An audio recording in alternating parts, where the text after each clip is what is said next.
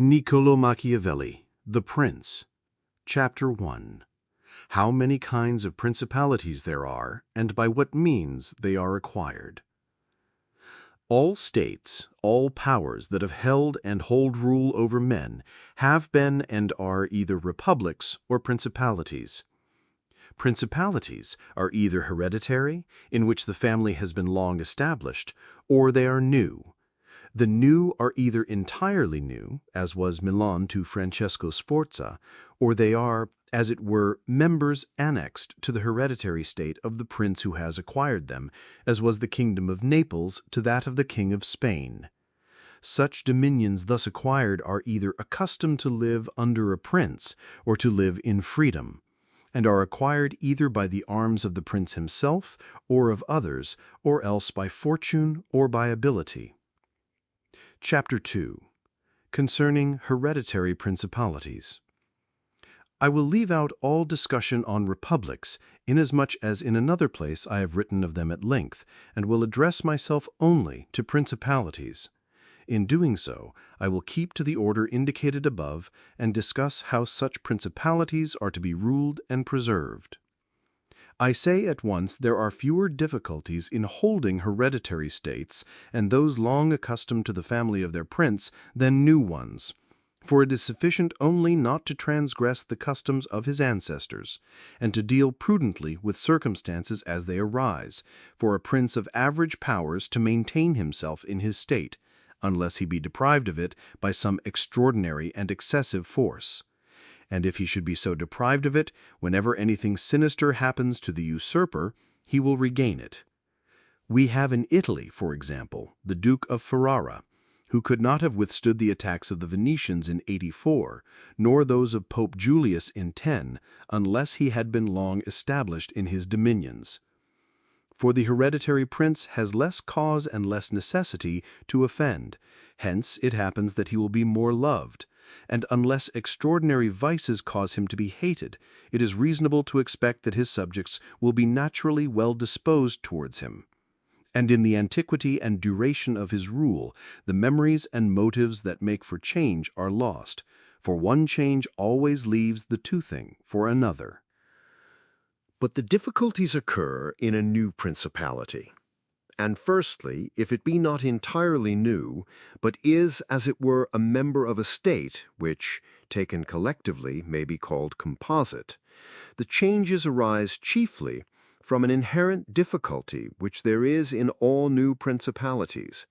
For men change their rulers willingly, hoping to better themselves, and this hope induces them to take up arms against him who rules, wherein they are deceived, because they afterwards find by experience they have gone from bad to worse. This follows also on another natural and common necessity, which always causes a new prince to burden those who have submitted to him with his soldiery and with infinite other hardships which he must put upon his new acquisition. In this way, you have enemies in all those whom you have injured in seizing that principality. And you are not able to keep those friends who put you there because of your not being able to satisfy them in the way they expected, and you cannot take strong measures against them, feeling bound to them. For although one may be very strong in armed forces, yet in entering a province one has always need of the goodwill of the natives. For these reasons, Louis XII, King of France, quickly occupied Milan, and as quickly lost it. And to turn him out the first time, it only needed Lodovico's own forces, because those who had opened the gates to him, finding themselves deceived in their hopes of future benefit, would not endure the ill treatment of the new prince. It is very true that after acquiring rebellious provinces a second time, they are not so lightly lost afterwards, because the prince, with little reluctance, takes the opportunity of the rebellion to punish the delinquents, to clear out the suspects, and to strengthen himself in the weakest places.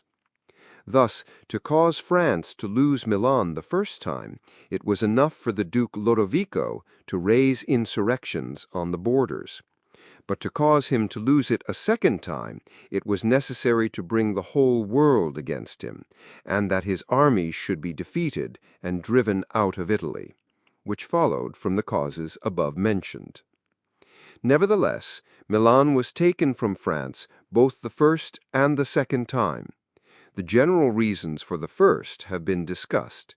It remains to name those for the second, and to see what resources he had, and what anyone in his situation would have had for maintaining himself more securely in his acquisition than did the King of France. Now I say that those dominions which, when acquired, are added to an ancient state by him who acquires them, are either of the same country and language, or they are not. When they are, it is easier to hold them, especially when they have not been accustomed to self-government. And to hold them securely, it is enough to have destroyed the family of the prince who was ruling them. Because the two peoples, preserving in other things the old conditions and not being unlike in customs, will live quietly together, as one has seen in Brittany, Burgundy, Gascony, and Normandy, which have been bound to France for so long. And although there may be some difference in language, nevertheless the customs are alike, and the people will easily be able to get on amongst themselves. He who has annexed them, if he wishes to hold them, has only to bear in mind two considerations. The one, that the family of their former lord is extinguished. The other, that neither their laws nor their taxes are altered, so that in a very short time they will become entirely one body with the old principality. But when states are acquired in a country differing in language, customs, or laws, there are difficulties, and good fortune and great energy are needed to hold them. And one of the greatest and most real helps would be that he who has acquired them should go and reside there. This would make his position more secure and durable, as it has made that of the Turk in Greece, who, notwithstanding all the other measures taken by him for holding that state, if he had not settled there, would not have been able to keep it. Because, if one is on the spot, disorders are seen as they spring up, and one can quickly remedy them. But if one is not at hand, they are heard of only when they are great, and then one can no longer remedy them. Besides this, the country is not pillaged by your officials. The subjects are satisfied by prompt recourse to the prince. Thus, wishing to be good, they have more cause to love him, and wishing to be otherwise, to fear him. He who would attack that state from the outside must have the utmost caution. As long as the prince resides there, it can only be wrested from him with the greatest difficulty. The other and better course is to send colonies to one or two places which may be as keys to that state. For it is necessary either to do this or else to keep there a great number of cavalry and infantry. A prince does not spend much on colonies, for with little or no expense he can send them out and keep them there, and he offends a minority only of the citizens, from whom he takes lands and houses to give them to the new inhabitants. And those whom he offends, remaining poor and scattered, are never able to injure him, whilst the rest, being uninjured, are easily kept quiet, and at the same time are anxious not to err, for fear it should happen to them as it has to those who have been despoiled. In conclusion, I say that these colonies are not costly. They are more faithful, they injure less, and the injured, as has been said, being poor and scattered, cannot hurt. Upon this, one has to remark that men ought either to be well treated or crushed, because they can avenge themselves of lighter injuries, of more serious ones they cannot. Therefore, the injury that is to be done to a man ought to be of such a kind that one does not stand in fear of revenge. But in maintaining armed men there in place of colonies, one spends much more, having to consume on the garrison all the income from the state, so that the acquisition turns into a loss, and many more are exasperated because the whole state is injured. Through the shifting of the garrison up and down, all become acquainted with hardship, and all become hostile. And they are enemies who, whilst beaten on their own ground, are yet able to do hurt. For every reason, therefore, such guards are as useless as a colony is useful. Again, the prince who holds a country differing in the above respects ought to make himself the head and defender of his less powerful neighbors, and to weaken the more powerful amongst them, taking care that no foreigner as powerful as himself shall, by any accident, get a footing there. For it will always happen that such a one will be introduced by those who are discontented, either through excess of ambition or through fear, as one has seen already. The Romans were brought into Greece by the Aetolians, and in every other country where they obtained a footing, they were brought in by the inhabitants. And the usual course of affairs is that, as soon as a powerful foreigner enters a country, all the subject states are drawn to him, moved by the hatred which they feel against the ruling power. So that in respect to those subject states, he has not to take any trouble to gain them over to himself, for the whole of them quickly rally to the state which he has acquired there. He has only to take care that they do not get hold of too much power and too much authority, and then, with his own forces and with their goodwill, he can easily keep down the more powerful of them, so as to remain entirely master in the country. And he who does not properly manage this business will soon lose what he has acquired, and whilst he does hold it, he will have endless difficulties and troubles. The Romans, in the countries which they annexed, observed closely these measures. They sent colonies and maintained friendly relations with the minor powers, without increasing their strength. They kept down the greater, and did not allow any strong foreign powers to gain authority. Greece appears to me sufficient for an example. The Achaeans and Aetolians were kept friendly by them. The kingdom of Macedonia was humbled. Antiochus was driven out. Yet the merits of the Achaeans and Aetolians never secured for them permission to increase their power, nor did the persuasions of Philip ever induce the Romans to be his friends, without first humbling him. Nor did the influence of Antiochus make them ever agree that he should retain any lordship over the country. Because the Romans did in these instances what all prudent princes ought to do, who have to regard not only present troubles, but also future ones, for which they must prepare with every energy, because when foreseen it is easy to remedy them. But if you wait until they approach, the medicine is no longer in time, because the malady has become incurable. For it happens in this, as the physicians say it happens in hectic fever, that in the beginning of the malady it is easy to cure, but difficult to detect. But in the course of time, not having been either detected or treated in the beginning, it becomes easy to detect, but difficult to cure. This it happens in affairs of state. For when the evils that arise have been foreseen, which it is only given to a wise man to see, they can be quickly redressed. But when, through not having been foreseen, they have been permitted to grow in a way that everyone can see them, there is no longer a remedy. Therefore, the Romans, foreseeing troubles, dealt with them at once, and even to avoid a war, would not let them come to a head. For they knew that war is not to be avoided, but is only to be put off to the advantage of others. Moreover, they wished to fight with Philip and Antiochus in Greece, so as not to have to do it in Italy. They could have avoided both, but this they did not wish. Nor did that ever please them which is forever in the mouth of the wise ones of our time. Let us enjoy the benefits of the time, but rather the benefits of their own valor and prudence. For time drives everything before it, and is able to bring with it good as well as evil, and evil as well as good. But let us turn to France, and inquire whether she has done any of the things mentioned. I will speak of Louis, and not of Charles, as the one whose conduct is the better to be observed, he having held possession of Italy for the longest period. And you will see that he has done the opposite of those things which ought to be done to retain a state composed of diverse elements. King Louis was brought into Italy by the ambition of the Venetians, who desired to obtain half the state of Lombardy by his intervention. I will not blame the course taken by the king, because, wishing to get a foothold in Italy, and having no friends there, seeing rather that every door was shut to him owing to the conduct of Charles, he was forced to accept those friendships which he could get.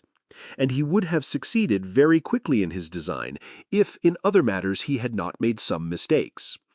The king, however, having acquired Lombardy, regained at once the authority which Charles had lost. Genoa yielded, the Florentines became his friends. The Marquess of Mantua, the Duke of Ferrara, the Bentivogli, my Lady of Forli, the Lords of Faenza, of Pesaro, of Rimini, of Camerino, of Piombino, the Lucchesi, the Pisanas, the Sienese, everybody made advances to him to become his friend. Then could the Venetians realize the rashness of the course taken by them, which, in order that they might secure 2 towns in Lombardy, had made the king master of 2/3 of Italy. Let anyone now consider with what little difficulty the king could have maintained his position in Italy had he observed the rules above laid down, and kept all his friends secure and protected.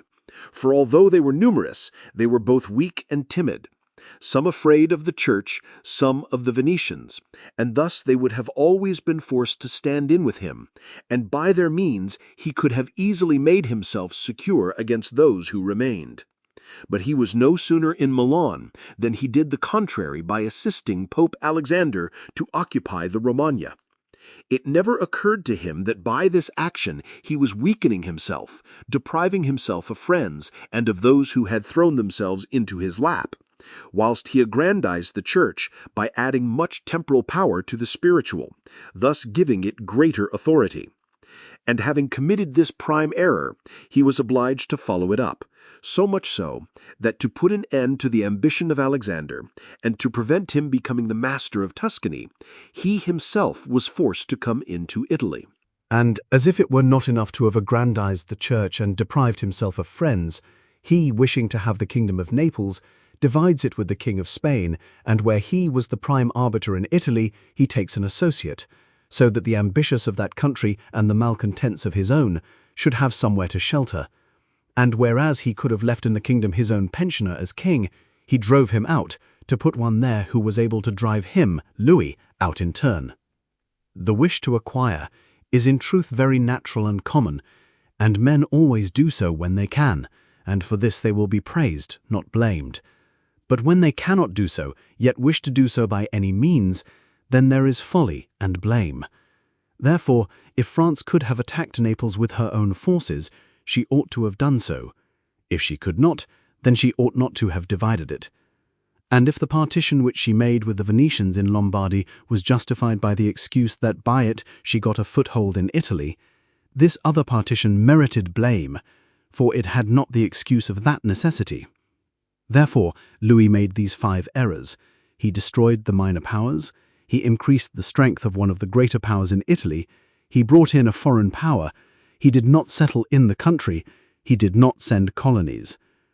Which errors, had he lived, were not enough to injure him had he not made a 6th by taking away their dominions from the Venetians. Because, had he not aggrandized the church, nor brought Spain into Italy, it would have been very reasonable and necessary to humble them. But, having first taken these steps, he ought never to have consented to their ruin, for they, being powerful, would always have kept off others from designs on Lombardy, to which the Venetians would never have consented except to become masters themselves there. Also, because the others would not wish to take Lombardy from France in order to give it to the Venetians, and to run counter to both, they would not have had the courage. And, if anyone should say, King Louis yielded the Romagna to Alexander and the kingdom to Spain to avoid war, I answer for the reasons given above that a blunder ought never to be perpetrated to avoid war, because it is not to be avoided, but is only deferred to your disadvantage. And if another should allege the pledge which the king had given to the Pope that he would assist him in the enterprise, in exchange for the dissolution of his marriage and for the cap to Rouen, to that I reply what I shall write later on concerning the faith of princes and how it ought to be kept. Thus King Louis lost Lombardy by not having followed any of the conditions observed by those who have taken possession of countries and wished to retain them. And nor is there any miracle in this, but much that is reasonable and quite natural. And on these matters I spoke with Anance with Rouen, when Valentino, as Cesar Borgia, the son of Pope Alexander, was usually called, occupied the Romagna, and on Cardinal Rouen observing to me that the Italians did not understand war, I replied to him that the French did not understand statecraft, meaning that otherwise they would not have allowed the Church to reach such greatness, and in fact it has been seen that the greatness of the Church and of Spain in Italy has been caused by France, and her ruin may be attributed to them. From this, a general rule is drawn, which never or rarely fails, that he who is the cause of another becoming powerful is ruined, because that predominancy has been brought about either by astuteness or else by force, and both are distrusted by him who has been raised to power. 4.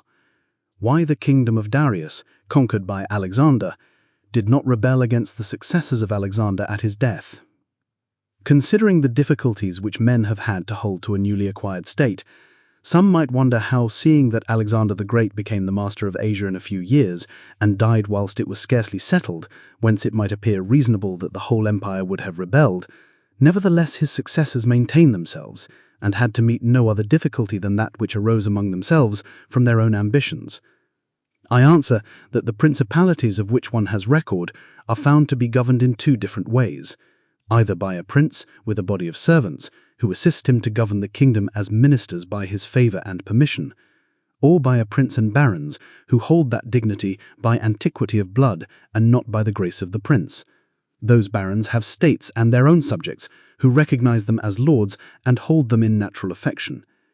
Those states that are governed by a prince and his servants hold their prince in more consideration, because in all the country there is no one who is recognized as superior to him, and if they yield obedience to another, they do it as to a minister and official, and they do not bear him any particular affection.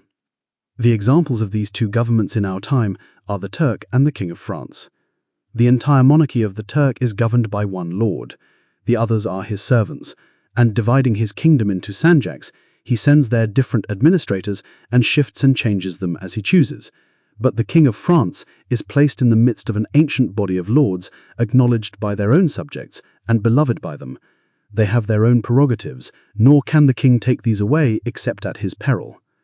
Therefore, he who considers both of these states will recognize great difficulties in seizing the state of the Turk, but once conquered, great ease in holding it. The causes of the difficulties in seizing the kingdom of the Turk are that the usurper cannot be called in by the princes of the kingdom, nor can he hope to be assisted in his designs by the revolt of those whom the Lord has around him. This arises from the reasons given above, for his ministers, being all slaves and bondmen, can only be corrupted with great difficulty, and one can expect little advantage from them when they have been corrupted, as they cannot carry the people with them for the reasons assigned.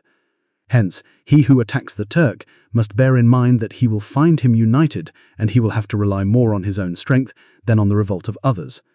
But if once the Turk has been conquered and routed in the field in such a way that he cannot replace his armies, there is nothing to fear but the family of this prince, and this being exterminated, there remains no one to fear, the others having no credit with the people. And as the conqueror did not rely on them before his victory, so he ought not to fear them after it. The contrary happens in kingdoms governed like that of France, because one can easily enter there by gaining over some baron of the kingdom, for one always finds malcontents and such as desire a change. These men, for the reasons given, can open the way into the state and render the victory easy. But if you wish to hold it afterwards, you meet with infinite difficulties both from those who have assisted you and from those you have crushed. And nor is it enough for you to have exterminated the family of the prince, because the lords that remain make themselves the heads of fresh movements against you, and as you are unable to either satisfy or exterminate them, that state is lost whenever time brings the opportunity. Now, if you will consider what was the nature of the government of Darius, you will find it similar to the kingdom of the Turk, and therefore it was only necessary for Alexander first to overthrow him in the field and then to take the country from him. After which victory, Darius being killed, the state remained secure to Alexander, for the above reasons. And if his successors had been united, they would have enjoyed it securely and at their ease, for there were no tumults raised in the kingdom except those they provoked themselves. But it is impossible to hold with such tranquility states constituted like that of France. Hence arose those frequent rebellions against the Romans in Spain, France, and Greece, owing to the many principalities there were in these states, of which, as long as the memory of them endured, the Romans always held an insecure possession. But with the power and long continuance of the empire, the memory of them passed away, and the Romans then became secure possessors. And when fighting afterwards among themselves, each one was able to attach to himself his own parts of the country, according to the authority he had assumed there, and the family of the former lord being exterminated, none other than the Romans were acknowledged. When these things are remembered, no one will marvel at the ease with which Alexander held the empire of Asia, or at the difficulties which others have had to keep an acquisition, such as Pyrrhus and many more. This is not occasioned by the little or abundance of ability in the conqueror, but by the want of uniformity in the subject state. Whenever those states which have been acquired, as stated, have been accustomed to live under their own laws and in freedom, there are three courses for those who wish to hold them. The first is to ruin them. The next is to reside there in person. The third is to permit them to live under their own laws, drawing a tribute, and establishing within it an oligarchy which will keep it friendly to you. Because such a government, being created by the prince, knows that it cannot stand without his friendship and interest, and does its utmost to support him. And therefore he who would keep a city accustomed to freedom will hold it more easily by the means of its own citizens than in any other way. There are, for example, the Spartans and the Romans. The Spartans held Athens and Thebes, establishing there an oligarchy. Nevertheless, they lost them. The Romans, in order to hold Capua, Carthage, and Numantia, dismantled them and did not lose them. They wished to hold Greece as the Spartans held it, making it free and permitting its laws, and did not succeed. So to hold it, they were compelled to dismantle many cities in the country. For in truth, there is no safe way to retain them otherwise than by ruining them. And he who becomes master of a city accustomed to freedom and does not destroy it may expect to be destroyed by it, for in rebellion it has always the watchword of liberty and its ancient privileges as a rallying point, which neither time nor benefits will ever cause it to forget. And whatever you may do or provide against, they never forget that name or their privileges, unless they are disunited or dispersed, but at every chance they immediately rally to them, as Pisa, after the 100 years she had been held in bondage by the Florentines. But when cities or countries are accustomed to live under a prince, and his family is exterminated, they, being on the one hand accustomed to obey, and on the other hand not having the old prince, cannot agree in making one from amongst themselves, and they do not know how to govern themselves. For this reason they are very slow to take up arms, and a prince can gain them to himself and secure them much more easily. But in republics there is more vitality, greater hatred, and more desire for vengeance, which will never permit them to allow the memory of their former liberty to rest, so that the safest way is to destroy them or to reside there. 6. Concerning new principalities which are acquired by one's own arms and ability. Let no one be surprised if, in speaking of entirely new principalities, as I shall do, I adduce the highest examples both of prince and of state, because men, walking almost always in paths beaten by others, and following by imitation their deeds, are yet unable to keep entirely to the ways of others or attain to the power of those they imitate. A wise man ought always to follow the paths beaten by great men, and to imitate those who have been supreme, so that if his ability does not equal theirs, at least it will savor of it.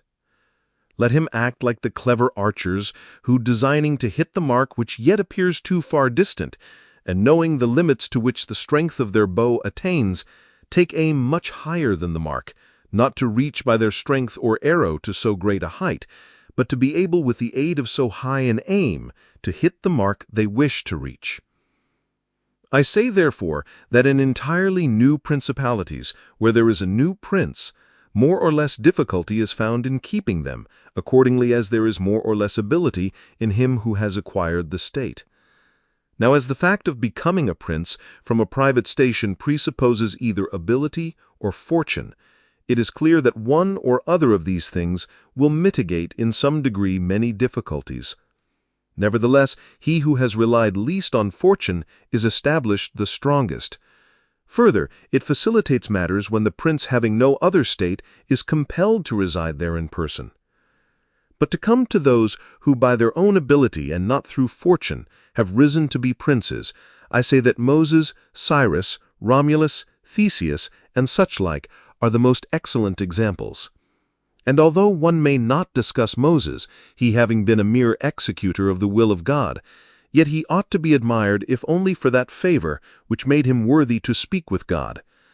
But in considering Cyrus and others who have acquired or founded kingdoms, all will be found admirable. And if their particular deeds and conduct shall be considered, they will not be found inferior to those of Moses, although he had so great a preceptor. And in examining their actions and lives, one cannot see that they owed anything to fortune beyond opportunity, which brought them the material to mold into the form which seemed best to them. Without that opportunity, their powers of mind would have been extinguished, and without those powers the opportunity would have come in vain.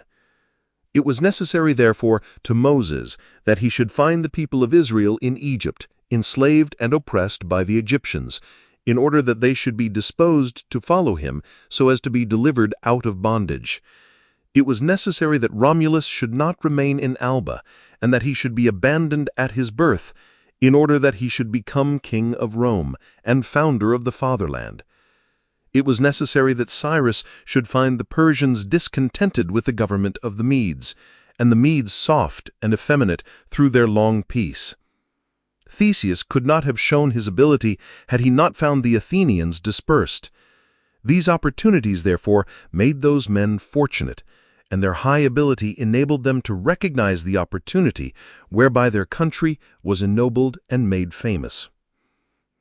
Those who by valorous ways become princes, like these men, acquire a principality with difficulty, but they keep it with ease. The difficulties they have in acquiring it rise in part from the new rules and methods which they are forced to introduce to establish their government and its security. And it ought to be remembered that there is nothing more difficult to take in hand, more perilous to conduct, and more uncertain in its success than to take the lead in the introduction of a new order of things, because the innovator has for enemies all those who have done well under the old conditions, and lukewarm defenders in those who may do well under the new. This coolness arises partly from fear of the opponents who have the laws on their side, and partly from the incredulity of men, who do not readily believe in new things until they have had a long experience of them. Thus it happens that whenever those who are hostile have the opportunity to attack, they do it like partisans, whilst the others defend lukewarmly, in such wise that the prince is endangered along with them. It is necessary, therefore, if we desire to discuss this matter thoroughly, to inquire whether these innovators can rely on themselves or have to depend on others. That is to say, whether to consummate their enterprise, have they to use prayers or can they use force? In the first instance, they always succeed badly and never compass anything. But when they can rely on themselves and use force, then they are rarely endangered. Hence it is that all armed prophets have conquered, and the unarmed ones have been destroyed. Besides the reasons mentioned, the nature of the people is variable, and whilst it is easy to persuade them, it is difficult to fix them in that persuasion. And thus it is necessary to take such measures that when they believe no longer, it may be possible to make them believe by force. If Moses, Cyrus, Theseus, and Romulus had been unarmed, they could not have enforced their constitutions for long, as happened in our time to Fra Girolamo Savonarola, who was ruined with his new order of things immediately the multitude believed in him no longer, and he had no means of keeping steadfast those who believed or making the unbelievers to believe. Therefore such as these have great difficulties in consummating their enterprise, for all their dangers are in the ascent. Yet with ability they will overcome them. But when these are overcome, and those who envied them their success are exterminated, they will begin to be respected, and they will continue afterwards powerful, secure, honored, and happy. To these great examples, I wish to add a lesser one. Still, it bears some resemblance to them, and I wish it to suffice me for all of a like kind. It is Hero the Syracusan. This man rose from a private station to be Prince of Syracuse, and he too did not owe anything to fortune but opportunity. For the Syracusans, being oppressed, chose him for their captain. Afterwards he was rewarded by being made their prince. He was of so great ability, even as a private citizen, that one who writes of him says he wanted nothing but a kingdom to be a king. This man abolished the old soldiery, organized the new, gave up old alliances, made new ones, and as he had his own soldiers and allies, on such foundations he was able to build any edifice. Thus, whilst he had endured much trouble in acquiring, he had but little in keeping. But let us return whence we started. I say that the Duke, finding himself now sufficiently powerful and partly secured from immediate dangers by having armed himself in his own way, and having in a great measure crushed those forces in his vicinity that could injure him if he wished to proceed with his conquest, had next to consider France, for he knew that the king, who too late was aware of his mistake, would not support him. And from this time he began to seek new alliances and to temporize with France in the expedition which he was making towards the kingdom of Naples against the Spaniards who were besieging Gaeta. It was his intention to secure himself against them, and this he would have quickly accomplished had Alexander lived. Such was his line of action as to present affairs. But as to the future, he had to fear, in the first place, that a new successor to the Church might not be friendly to him, and might seek to take from him that which Alexander had given him. So he decided to act in 4 ways. Firstly, by exterminating the families of those lords whom he had despoiled, so as to take away that pretext from the Pope. Secondly, by winning to himself all the gentlemen of Rome, so as to be able to curb the Pope with their aid, as has been observed. Thirdly, by converting the college more to himself. Fourthly, by acquiring so much power before the Pope should die, that he could by his own measures resist the first shock. Of these 4 things, at the death of Alexander, he had accomplished 3. For he had killed as many of the dispossessed lords as he could lay hands on, and few had escaped. He had won over the Roman gentlemen, and he had the most numerous party in the college. And as to any fresh acquisition, he intended to become master of Tuscany, for he already possessed Perugia and Piombino, and Pisa was under his protection. And as he no longer had to study France, for the French were already driven out of the kingdom of Naples by the Spaniards, and in this way both were compelled to buy his good will, he pounced down upon Pisa. After this, Lucca and Siena yielded at once, partly through hatred and partly through fear of the Florentines, and the Florentines would have had no remedy had he continued to prosper, as he was prospering the year that Alexander died, for he had acquired so much power and reputation that he would have stood by himself and no longer have depended on the luck and the forces of others, but solely on his own power and ability. But Alexander died 5 years after he had first drawn the sword. He left the Duke with the state of Romagna alone consolidated, with the rest in the air, between 2 most powerful hostile armies, and sick unto death. Yet there were in the Duke such boldness and ability, and he knew so well how men are to be won or lost, and so firm were the foundations which he in so short a time had laid, that if he had not had those armies on his back, or if he had been in good health, he would have overcome all difficulties. And it is seen that his foundations were good, for the Romagna awaited him for more than a month. In Rome, although but half alive, he remained secure, and whilst the Baglioni, the Vitelli, and the Orsini might come to Rome, they could not effect anything against him. if he could not have made Pope him whom he wished, at least the one who he did not wish would not have been elected.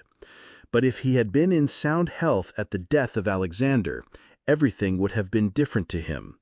On the day that Julius II was elected, he told me that he had thought of everything that might occur at the death of his father and had provided a remedy for all, except that he had never anticipated that, when the death did happen, he himself would be on the point to die. When all the actions of the Duke are recalled, I do not know how to blame him, but rather it appears to be, as I have said, that I ought to offer him for imitation to all those who by the fortune or arms of others are raised to government, because he, having a lofty spirit and far-reaching aims, could not have regulated his conduct otherwise, and only the shortness of the life of Alexander and his own sickness frustrated his designs.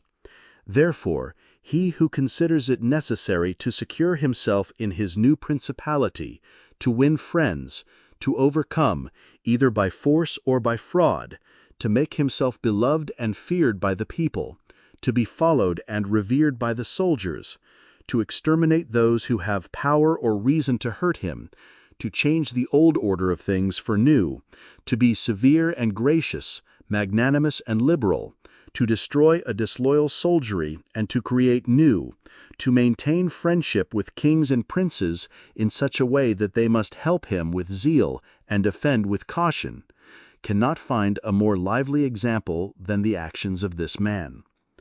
Only can he be blamed for the election of Julius II, in whom he made a bad choice, because, as it is said, not being able to elect a pope to his own mind, he could have hindered any other from being elected pope, and he ought never to have consented to the election of any cardinal whom he had injured or who had cause to fear him if they became pontiffs. For men injure either from fear or hatred. Those whom he had injured, amongst others, were San Pietro ad Vincula, Colonna, San Giorgio, and Ascanio. The rest, in becoming pope, had to fear him, Rouen and the Spaniards excepted, the latter from their relationship and obligations, the former from his influence, the kingdom of France having relations with him. Therefore, above everything, the Duke ought to have created a Spaniard pope, and failing him, he ought to have consented to Rouen and not San Pietro ad Vincula. He who believes that new benefits will cause great personages to forget old injuries is deceived. Therefore, the Duke erred in his choice, and it was the cause of his ultimate ruin. But let us return whence we started. I say that the Duke, finding himself now sufficiently powerful and partly secured from immediate dangers by having armed himself in his own way, and having in a great measure crushed those forces in his vicinity that could injure him if he wished to proceed with his conquest, had next to consider France, for he knew that the king, who too late was aware of his mistake, would not support him. And from this time he began to seek new alliances and to temporize with France, in the expedition which he was making towards the kingdom of Naples against the Spaniards who were besieging Gaeta. It was his intention to secure himself against them, and this he would have quickly accomplished had Alexander lived. Such was his line of action as to present affairs.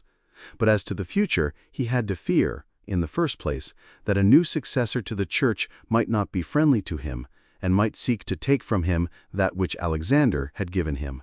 So he decided to act in 4 ways. Firstly, by exterminating the families of those lords whom he had despoiled, so as to take away that pretext from the Pope. Secondly, by winning to himself all the gentlemen of Rome, so as to be able to curb the Pope with their aid, as has been observed. Thirdly, by converting the college more to himself. Fourthly, by acquiring so much power before the Pope should die that he could by his own measures resist the first shock. Of these 4 things, at the death of Alexander, he had accomplished 3, for he had killed as many of the dispossessed lords as he could lay hands on, and few had escaped. He had won over the Roman gentlemen, and he had the most numerous party in the college. And as to any fresh acquisition, he intended to become master of Tuscany, for he already possessed Perugia and Piombino, and Pisa was under his protection.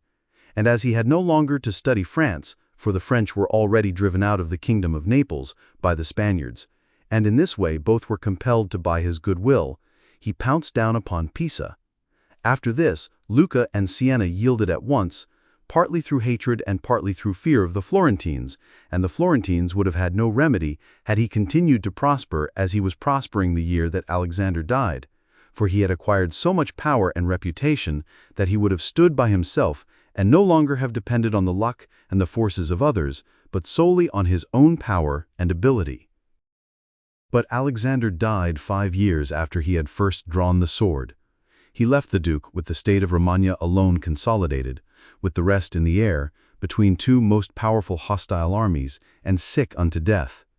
Yet there were in the Duke such boldness and ability, and he knew so well how men are to be won or lost, and so firm were the foundations, which in so short a time he had laid, that if he had not had those armies on his back, or if he had been in good health, he would have overcome all difficulties. And it is seen that his foundations were good, for the Romagna awaited him for more than a month. In Rome, although but half alive, he remained secure, and whilst the Baglioni, the Vitelli, and the Orsini might come to Rome, they could not effect anything against him.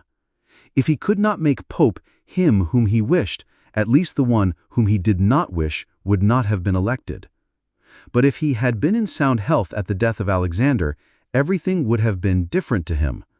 On the day that Julius II was elected, he told me that he had thought of everything that might occur at the death of his father and had provided a remedy for all, except that he had never anticipated that when the death did happen, he himself would be on the point to die. When all the actions of the Duke are recalled, I do not know how to blame him, but rather it appears to be, as I have said, that I ought to offer him for imitation to all those who by the fortune or arms of others are raised to government, because he, having a lofty spirit and far-reaching aims, could not have regulated his conduct otherwise, and only the shortness of the life of Alexander and his own sickness frustrated his designs. Therefore, he who considers it necessary to secure himself in his new principality, to win friends, to overcome either by force or fraud, to make himself beloved and feared by the people, to be followed and revered by the soldiers, to exterminate those who have power or reason to hurt him, to change the old order of things for new, to be severe and gracious, magnanimous and liberal, to destroy a disloyal soldiery and to create new, to maintain friendship with kings and princes in such a way that they must help him with zeal and offend with caution, cannot find a more lively example than the actions of this man.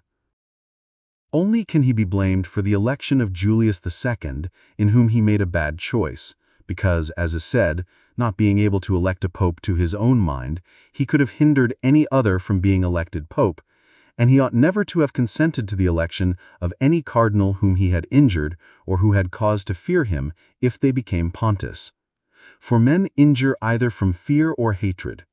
Those whom he had injured, amongst others, were San Pietro ad Vincula, Colonna, San Giorgio, and Ascanio. The rest, in becoming pope, had to fear him, Rouen and the Spaniards excepted, the latter from their relationship and obligations, the former from his influence, the kingdom of France having relations with him. Therefore, above everything, the Duke ought to have created a Spaniard pope, and, failing him, he ought to have consented to Rouen and not San Pietro ad Vincula. He who believes that new benefits will cause great personages to forget old injuries is deceived. Therefore the Duke erred in his choice, and it was the cause of his ultimate ruin. 8. Concerning those who have obtained a principality by wickedness. Although a prince may rise from a private station in 2 ways, neither of which can be entirely attributed to fortune or genius, yet it is manifest to me that I must not be silent on them, although one could be more copiously treated when I discuss republics. These methods are when, either by some wicked or nefarious ways, one ascends to the principality, or when by the favor of his fellow citizens, a private person becomes the prince of his country. And speaking of the first method, it will be illustrated by 2 examples, one ancient, the other modern, and without entering further into the subject, I consider these two examples will suffice those who may be compelled to follow them. Agathocles, the Sicilian, became king of Syracuse, not only from a private, but from a low and abject position. This man, the son of a potter, through all the changes in his fortunes, always led an infamous life. Nevertheless, he accompanied his infamies with so much ability of mind and body that, having devoted himself to the military profession, he rose through its ranks to be praetor of Syracuse. Being established in that position, and having deliberately resolved to make himself prince and to seize by violence, without obligation to others, that which had been conceded to him by assent, he came to an understanding for this purpose with Hamilcar the Carthaginian, who, with his army, was fighting in Sicily. One morning he assembled the people and the Senate of Syracuse, as if he had to discuss with them things relating to the Republic, and at a given signal the soldiers killed all the senators and the richest of the people. These dead, he seized and held the princedom of that city without any civil commotion. And although he was twice routed by the Carthaginians and ultimately besieged, yet not only was he able to defend his city, but leaving part of his men for its defense, with the others he attacked Africa, and in a short time raised the siege of Syracuse. The Carthaginians, reduced to extreme necessity, were compelled to come to terms with Agathocles, and leaving Sicily to him, had to be content with the possession of Africa. Therefore, he who considers the actions and the genius of this man will see nothing or little which can be attributed to fortune, inasmuch as he attained preeminence, as is shown above, not by the favor of anyone, but step by step in the military profession, which steps were gained with 1,000 troubles and perils, and afterwards boldly held by him with many hazardous dangers. Yet it cannot be called talent to slay fellow citizens, to deceive friends, to be without faith, without mercy, without religion. Such methods may gain empire, but not glory. Still, if the courage of Agathocles in entering into and extricating himself from dangers be considered, together with his greatness of mind in enduring and overcoming hardships, it cannot be seen why he should be esteemed less than the most notable captain. Nevertheless, his barbarous cruelty and inhumanity with infinite wickedness do not permit him to be celebrated among the most excellent men. What he achieved cannot be attributed either to fortune or genius.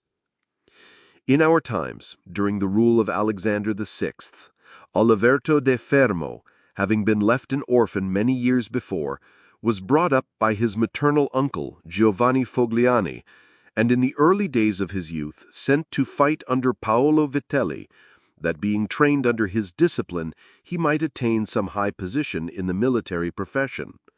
After Paolo died, he fought under his brother Vitellozzo, and in a very short time, being endowed with wit and a vigorous body and mind, he became the first man in his profession. But it appearing a paltry thing to serve under others, he resolved, with the aid of some citizens of Fermo, to whom the slavery of their country was dearer than its liberty, and with the help of the Vitelleschi, to seize Fermo. So he wrote to Giovanni Fogliani that, having been away from home for many years, he wished to visit him and his city, and in some measure to look upon his patrimony. And although he had not labored to acquire anything except honor, yet in order that the citizens should see he had not spent his time in vain, he desired to come honorably, so would be accompanied by 100 horsemen, his friends and retainers, and he entreated Giovanni that he should be received honorably by the Fermians, all of which would not only be to his honor, but also to that of Giovanni himself, who had brought him up. Giovanni, therefore, did not fail in any attentions due to his nephew, and he caused him to be honorably received by the Fermians, and he lodged him in his own house, where, having passed some days, and having arranged what was necessary for his wicked designs, Oliverto gave a solemn banquet to which he invited Giovanni Fogliani and the chiefs of Fermo. When the viands and all the other entertainments that are usual in such banquets were finished, Oliverto artfully began certain grave discourses, speaking of the greatness of Pope Alexander and his son Cesare, and their enterprises, to which discourse Giovanni and others answered, but he rose at once, saying that such matters ought to be discussed in a more private place, and he betook himself to a chamber, whither Giovanni and the rest of the citizens went in after him. No sooner were they seated than soldiers issued from secret places and slaughtered Giovanni and the rest. After these murders, Oliverto, mounted on horseback, rode up and down the town and besieged the chief magistrate in the palace, so that in fear the people were forced to obey him and to form a government, of which he made himself the prince.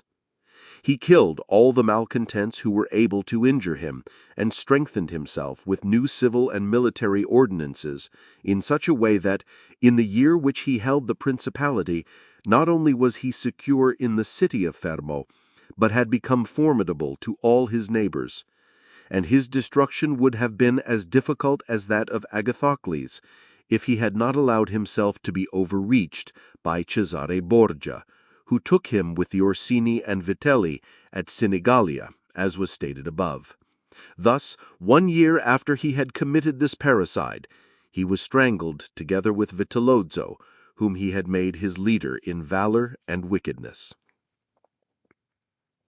Some may wonder how it can happen that Agathocles and his like, after infinite treacheries and cruelties, should live for long secure in his country and defend himself from external enemies, and never be conspired against by his own citizens, seeing that many others, by means of cruelty, have never been able even in peaceful times to hold the state, still less in the doubtful times of war. I believe this follows from severities being badly or properly used. Those can be called properly used if of evil it is possible to speak well, that are applied at one blow and are necessary to one's security, and that are not persisted in afterwards unless they can be turned to the advantage of the subjects. The badly employed are those which, notwithstanding they may be few in the commencement, multiply with time rather than decrease. Those who practice the first system are able, by the aid of God or man, to mitigate in some degree their rule, as Agathocles did. It is impossible for those who follow the other to maintain themselves. Hence it is to be remarked that in seizing a state, the usurper ought to examine closely into all those injuries which it is necessary for him to inflict, and to do them all at one stroke, so as not to have to repeat them daily. And thus, by not unsettling men, he will be able to reassure them, and win them to himself by benefits. He who does otherwise, either from timidity or evil advice, is always compelled to keep the knife in his hand. Neither can he rely on his subjects, nor can they attach themselves to him, owing to their continued and repeated wrongs. For injuries ought to be done all at one time, so that being tasted less, they offend less. Benefits ought to be given little by little, so that the flavor of them may last longer. And above all things, a prince ought to live amongst his people in such a way that no unexpected circumstances, whether of good or evil, shall make him change him. Because if the necessity for this comes in troubled times, you are too late for harsh measures, and mild ones will not help you, for they will be considered as forced from you, and no one will be under any obligation to you for them. Concerning a civil principality, but coming to the other point, where a leading citizen becomes the prince of his country, not by wickedness or any intolerable violence, but by the favor of his fellow citizens, this may be called a civil principality.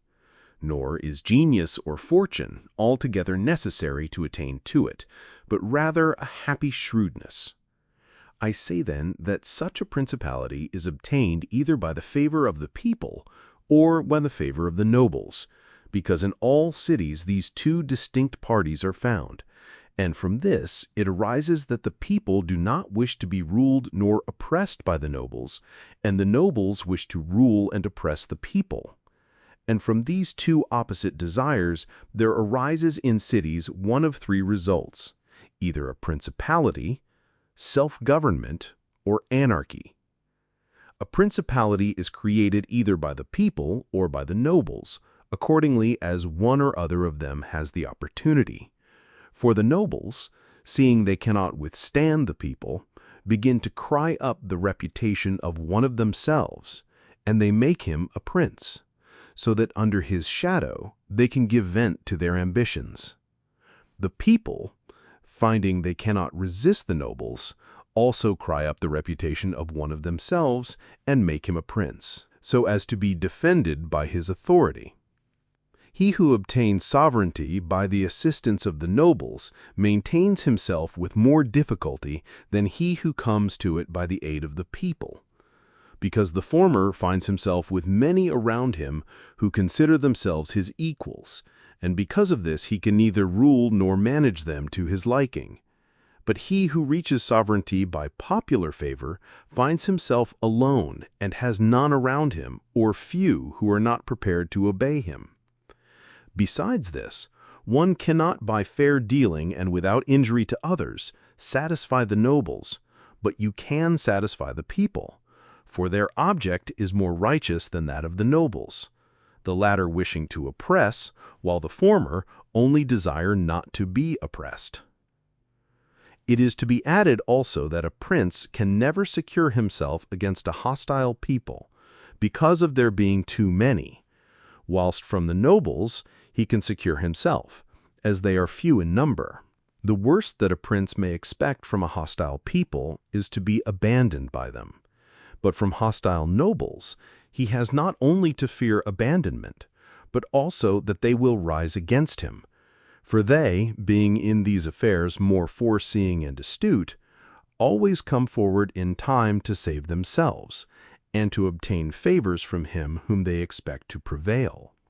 Further, the prince is compelled to live always with the same people, but he can do well without the same nobles, being able to make and unmake them daily, and give or take away authority when it pleases him. Therefore, to make this point clearer, I say that the nobles ought to be looked at mainly in two ways. That is to say, they either shape their course in such a way as binds them entirely to your fortune, or they do not. Those who so bind themselves and are not rapacious ought to be honored and loved. Those who do not bind themselves may be dealt with in two ways. They may fail to do this through pusillanimity and a natural want of courage, in which case you ought to make use of them, especially of those who are of good counsel. And thus, whilst in prosperity you honor them, in adversity you do not have to fear them. But when for their own ambitious ends they shun binding themselves, it is a token that they are giving more thought to themselves than to you. And a prince ought to guard against such, and to fear them as if they were open enemies, because in adversity they always help to ruin him. Therefore, one who becomes a prince through the favor of the people ought to keep them friendly, and this he can easily do, seeing they only ask not to be oppressed by him. But one who in opposition to the people becomes a prince by the favor of the nobles ought, above everything, to seek to win the people over to himself, and this he may easily do if he takes them under his protection. Because men, when they receive good from him whom they were expecting evil, are bound more closely to their benefactor. Thus, the people become more devoted to him than if he had been raised to the principality by their favors. And the prince can win their affections in many ways, but as these vary according to the circumstances, one cannot give fixed rules, so I omit them. But I repeat, it is necessary for a prince to have the people friendly, otherwise he has no security in adversity. Nabis, prince of the Spartans, sustained the attack of all Greece and of a victorious Roman army, and against them he defended his country and his government. And for the overcoming of this peril, it was only necessary for him to make himself secure against a few. But this would not have been sufficient had the people been hostile. And do not let anyone impugn this statement with the trite proverb that he who builds on the people builds on the mud. For this is true when a private citizen makes a foundation there and persuades himself that the people will free him when he is oppressed by his enemies or by the magistrates, wherein he would find himself very often deceived, as happened to the Gracchi in Rome and to Messer Giorgio Scaili in Florence. But granted a prince who has established himself as above, who can command, and is a man of courage, undismayed in adversity, who fails in no other qualifications, and who, by his resolution and energy, keeps the whole people encouraged, such a one will never find himself deceived in them, and it will be shown that he has laid his foundations well. These principalities are liable to danger when they are passing from the civil to the absolute order of government, for such princes either rule personally or through magistrates. In the latter case, their government is weaker and more insecure, because it rests entirely on the goodwill of those citizens who are raised to the magistracy, and who, especially in troubled times, can destroy the government with great ease, either by intrigue or open defiance. And the prince has no chance amid tumults to exercise absolute authority, because the citizens and subjects, accustomed to receive orders from magistrates, are not of the mind to obey him amid these confusions. And there will always be, in doubtful times, a scarcity of men whom he can trust. For such a prince cannot rely upon what he observes in quiet times, when citizens need of the state, because then everyone agrees with him, they all promise, and when death is far distant, they all wish to die for him. But in troubled times, when the state has need of its citizens, then he finds but few. And so much more is this experiment dangerous, as inasmuch as it can only be tried once. Therefore, a wise prince ought to adopt such a course that his citizens will always, in every sort and kind of circumstance, have need of the state and of him, and then he will always find them faithful. X. Concerning the way in which the strength of all principalities ought to be measured. It is necessary to consider another point in examining the character of these principalities. That is, whether a prince has such power that in case of need he can support himself with his own resources, or whether he has always need of the assistance of others. And to make this quite clear, I say that I consider those who are able to support themselves by their own resources, who can, either by abundance of men or money, raise a sufficient army to join battle against anyone who comes to attack them. And I consider those always to have need of others who cannot show themselves against the enemy in the field, but are forced to defend themselves by sheltering behind walls. The first case has been discussed, but we will speak of it again should it recur. In the second case, one can say nothing, except to encourage such princes to provision and fortify their towns, and not on any account to defend the country. And whoever shall fortify his town well, and shall have managed the other concerns of his subjects in the way stated above, and to be often repeated, will never be attacked without great caution. For men are always adverse to enterprises where difficulties can be seen, and it will be seen not to be an easy thing to attack one who has his town well fortified and is not hated by his people. The cities of Germany are absolutely free. They own but little country around them, and they yield obedience to the emperor when it suits them, nor do they fear this or any other power they may have near them, because they are fortified in such a way that everyone thinks the taking of them by assault would be tedious and difficult, seeing they have proper ditches and walls, they have sufficient artillery, and they always keep in public depots enough for 1 year's eating, drinking, and firing. And beyond this, to keep the people quiet and without loss to the state, they always have the means of giving work to the community in those labors that are the life and strength of the city, and on the pursuit of which the people are supported. They also hold military exercises in repute, and moreover have many ordinances to uphold them. Therefore, a prince who has a strong city and had not made himself odious will not be attacked, or if anyone should attack, he will only be driven off with disgrace. Again, because that the affairs of this world are so changeable, it is almost impossible to keep an army a whole year in the field without being interfered with.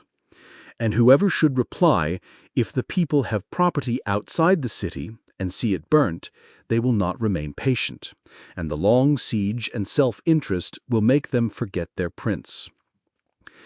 To this I answer that a powerful and courageous prince will overcome all such difficulties by giving at one time hope to his subjects that the evil will not be for long, at another time fear of the cruelty of the enemy, then preserving himself adroitly from those subjects who seem to him to be too bold. Further, the enemy would naturally, on his arrival, at once burn and ruin the country at the time when the spirits of the people are still hot and ready for the defense. And therefore, so much the less ought the prince to hesitate, because after a time, when spirits have cooled, the damage is already done, the ills are incurred, and there is no longer any remedy. And therefore they are so much the more ready to unite with their prince, he appearing to be under obligations to them now that their houses have been burned and their possessions ruined in his defense. For it is the nature of men to be bound by the benefits they confer as much as by those they receive. Therefore, if everything is well considered, it will not be difficult for a wise prince to keep the minds of his citizens steadfast from first to last when he does not fail to support and defend them. 11. Concerning ecclesiastical principalities. It only remains now to speak of ecclesiastical principalities, touching which all difficulties are prior to getting possession, because they are acquired either by capacity or good fortune, and they can be held without either. For they are sustained by the ancient ordinances of religion, which are so all-powerful and of such a character that the principalities may be held no matter how their princes behave and live. These princes alone have states and do not defend them, and they have subjects and do not rule them, and the states, although unguarded, are not taken from them, and the subjects, although not ruled, do not care, and they have neither the desire nor the ability to alienate themselves. Such principalities only are secure and happy. But being upheld by powers to which the human mind cannot reach, I shall speak no more of them, because being exalted and maintained by God, it would be the act of a presumptuous and rash man to discuss them. Nevertheless, if anyone should ask of me, how comes it that the Church has attained such greatness in temporal power, seeing that from Alexander backwards, the Italian potentates, not only those who have been called potentates, but every baron and lord, though the smallest, have valued the temporal power very slightly. Yet now a king of France trembles before it, and it has been able to drive him from Italy, and to ruin the Venetians. Although this may be very manifest, it does not appear to me superfluous to recall it in some measure. Before Charles, King of France, passed into Italy, this country was under the dominion of the Pope, the Venetians, the King of Naples, the Duke of Milan, and the Florentines. These potentates had two principal anxieties: the one that no foreigner should enter Italy under arms, and the other that none of themselves should seize more territory. Those about whom there was the most anxiety were the Pope and the Venetians. To restrain the Venetians, the union of all the others was necessary, as it was for the defense of Ferrara. And to keep down the Pope, they made use of the barons of Rome, who, being divided into two factions, Orsini and Coloni, always had a pretext for disorder, and standing with arms in their hands under the eyes of the pontiff, kept the pontificate weak and powerless. And although there might arise sometimes a courageous pope, such as Sixtus, yet neither fortune nor wisdom could rid him of these annoyances. And the short life of a pope is also a cause of weakness. For in the 10 years which is the average life of a pope, he can with difficulty lower one of the factions. And if, so to speak, one pope should almost destroy the Coloni, another would arise hostile to the Orsini, who would support their opponents, and yet would not have time to ruin the Orsini.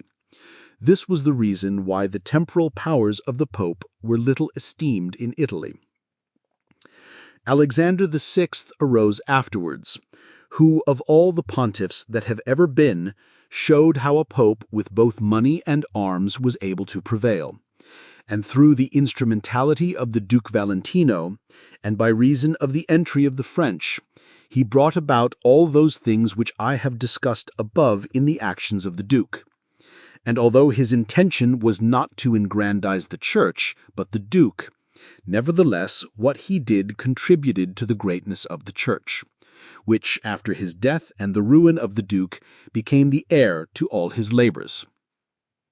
Pope Julius came afterwards and found the Church strong, possessing all the Romagna, the barons of Rome reduced to impotence, and through the chastisements of Alexander, the factions wiped out. He also found the way open to accumulate money in a manner such as had never been practiced before Alexander's time. Such things Julius not only followed but improved upon, and he intended to gain Bologna, to ruin the Venetians, and to drive the French out of Italy. All of these enterprises prospered with him, and so much the more to his credit, inasmuch as he did everything to strengthen the Church and not any private person. He kept also the Orsini and Coloni factions within the bounds in which he found them, and although there was among them some mind to make disturbance, nevertheless he held two things firm: the one, the greatness of the Church with which he terrified them, and the other, not allowing them to have their own cardinals, who caused the disorders among them. For whenever these factions have their cardinals, they do not remain quiet for long, because cardinals foster the factions in Rome and out of it, and the barons are compelled to support them, and thus from the ambitions of prelates arise disorders and tumults among the barons. For these reasons His Holiness Pope Leo found the pontificate most powerful, and it is to be hoped that if others made it great in arms, he will make it still greater and more venerated by his goodness and infinite other virtues. Chapter 14. How many kinds of soldiery there are, and concerning mercenaries. Having discoursed particularly on the characteristics of such principalities as in the beginning I proposed to discuss, and having considered in some degree the causes of their being good or bad, and having shown the methods by which many have sought to acquire them and to hold them, it now remains for me to discuss generally the means of offense and defense which belong to each of them. We have seen above how necessary it is for a prince to have his foundations well laid, otherwise it follows of necessity he will go to ruin. The chief foundations of all states, new as well as old or composite, are good laws and good arms. And as there cannot be good laws where the state is not well armed, it follows that where they are well armed, they have good laws. I shall leave the laws out of the discussion, and shall speak of the arms. I say, therefore, that the arms with which a prince defends his state are either his own, or they are mercenaries, auxiliaries, or mixed. Mercenaries and auxiliaries are useless and dangerous, and if one holds his state based on these arms, he will stand neither firm nor safe. For they are disunited, ambitious, and without discipline, unfaithful, valiant before friends, cowardly before enemies. They have neither the fear of God nor fidelity to men, and destruction is deferred only so long as the attack is. For in peace one is robbed by them, and in war by the enemy. The fact is, they have no other attraction or reason for keeping the field than a trifle of stipend, which is not sufficient to make them willing to die for you. They are ready enough to be your soldiers whilst you do not make war, but if war comes, they take themselves off or run from the foe, which I should have little trouble to prove, for the ruin of Italy has been caused by nothing else than by resting all her hopes for many years on mercenaries. And although they formerly made some display and appeared valiant amongst themselves, yet when the foreigners came, they showed what they were. Thus it was that Charles, King of France, was allowed to seize Italy with chalk in hand. And he who told us that our sins were the cause of it, told the truth, but they were not the sins he imagined, but those which I have related. And as they were the sins of princes, it is the princes who have also suffered the penalty. I wish to demonstrate further the infelicity of these arms. The mercenary captains are either capable men or they are not. If they are, you cannot trust them, because they always aspire to their own greatness, either by oppressing you, who are their master, or others contrary to your intentions. But if the captain is not skillful, you are ruined in the usual way. And if it be urged that whoever is armed will act in the same way, whether mercenary or not, I reply that when arms have to be resorted to, either by a prince or a republic, then the prince ought to go in person and perform the duty of a captain. The republic has to send its citizens, and when one is sent who does not turn out satisfactorily, it ought to recall him, and when one is worthy, to hold him by the laws, so that he does not leave the command. And experience has shown princes and republics single-handed making the greatest progress, and mercenaries doing nothing except damage. And it is more difficult to bring a republic armed with its own arms under the sway of one of its citizens than it is to bring one armed with foreign arms. Rome and Sparta stood for many ages armed and free. The Switzers are completely armed and quite free. Of ancient mercenaries, for example, there are the Carthaginians, who were oppressed by their mercenary soldiers after the first war with the Romans, although the Carthaginians had their own citizens for captains. After the death of Epaminondas, Philip of Macedon was made captain of their soldiers by the Thebans, and after victory he took away their liberty. Duke Filippo being dead, the Milanese enlisted Francesco Sforza against the Venetians, and he, having overcome the enemy at Caravaggio, allied himself with them to crush the Milanese. His father, Sforza, having been engaged by Queen Johanna of Naples, left her unprotected, so that she was forced to throw herself into the arms of the King of Aragon in order to save her kingdom. And if the Venetians and Florentines formerly extended their dominions by these arms, and yet their captains did not make themselves princes, but have defended them, I reply that the Florentines in this case have been favored by chance. For of the able captains of whom they might have stood in fear, some have not conquered, some have been opposed, and others have turned their ambitions elsewhere. One who did not conquer was Giovanni Acuto, and since he did not conquer, his fidelity cannot be proved. But everyone will acknowledge that had he conquered, the Florentines would have stood at his discretion. Sforza had the Bracceschi always against him, so they watched each other. Francesco turned his ambition to Lombardy, Braccio against the Church and the Kingdom of Naples. But let us come to that which happened a short while ago. The Florentines appointed as their captain Pago Vitelli, a most prudent man who from a private position had risen to the greatest renown. If this man had taken Pisa, nobody can deny that it would have been proper for the Florentines to keep in with him. For if he became the soldier of their enemies, they had no means of resisting, and if they held to him, they must obey him. The Venetians, if their achievements are considered, will be seen to have acted safely and gloriously so long as they sent to war their own men, when with armed gentlemen and plebeians they did valiantly. This was before they turned to enterprises on land, but when they began to fight on land, they forsook this virtue and followed the custom of Italy. And in the beginning of their expansion on land, through not having much territory, and because of their great reputation, they had not much to fear from their captains. But when they expanded, as under Carmignola, they had a taste of this mistake. For having found him a most valiant man, they beat the Duke of Milan under his leadership, and on the other hand, knowing how lukewarm he was in the war, they feared they would no longer conquer under him, and for this reason they were not willing, nor were they able to let him go.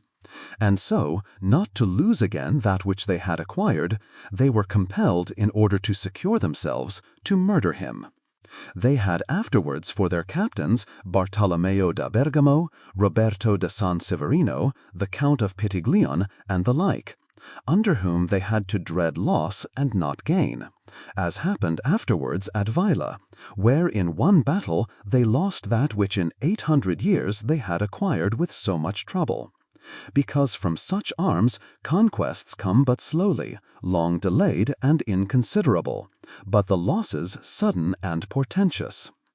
And as with these examples I have reached Italy, which has been ruled for many years by mercenaries, I wish to discuss them more seriously, in order that, having seen their rise and progress, one may be better prepared to counteract them. You must understand that the empire has recently been rejected in Italy, that the Pope has acquired more temporal power, and that Italy has been divided up into more states, for the reason that many of the great cities took up arms against their nobles, who, formerly favored by the empire, were oppressing them, whilst the Church was favoring them so as to gain authority in temporal power. In many others, their citizens became princes. From this it came to pass that Italy fell partly into the hands of the Church and of republics, and the Church consisting of priests and the republic of citizens unaccustomed to arms, both commenced to enlist foreigners. The first who gave renown to this soldiery was Alberigo da Cogno, the Romagnian. From the school of this man sprang among others Braccio and Sforza, who in their time were the arbiters of Italy. After these came all the other captains who till now have directed the arms of Italy, and the end of all their valor has been that she has been overrun by Charles, robbed by Louis, ravaged by Ferdinand, and insulted by the Switzers. The principle that has guided them has been, first, to lower the credit of infantry so that they might increase their own. They did this because, subsisting on their pay and without territory, they were unable to support many soldiers, and a few infantry did not give them any authority. So they were led to employ cavalry, with a moderate force of which they were maintained and honored. And affairs were brought to such a pass that in an army of 20,000 soldiers there were not to be found 2,000 foot soldiers. They had besides this used every art to lessen fatigue and danger to themselves and their soldiers, not killing in the fray, but taking prisoners and liberating without ransom. They did not attack towns at night, nor did the garrisons of the towns attack encampments at night. They did not surround the camp either with stockade or ditch, nor did they campaign in the winter. All these things were permitted by their military rules and devised by them to avoid, as I have said, both fatigue and dangers. Thus they have brought Italy to slavery and contempt. And as with these examples I have reached Italy, which has been ruled for many years by mercenaries, I wish to discuss them more seriously, in order that, having seen their rise and progress, one may be better. 13. Concerning auxiliaries, mixed soldiery, and one's own.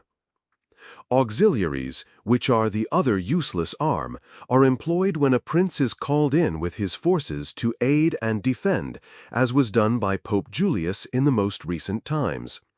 For he, having, in the enterprise against Ferrara, had poor proof of his mercenaries, turned to auxiliaries and stipulated with Ferdinand, King of Spain, for his assistance with men and arms.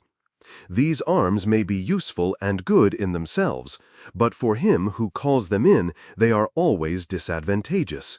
For losing, one is undone, and winning, one is their captive.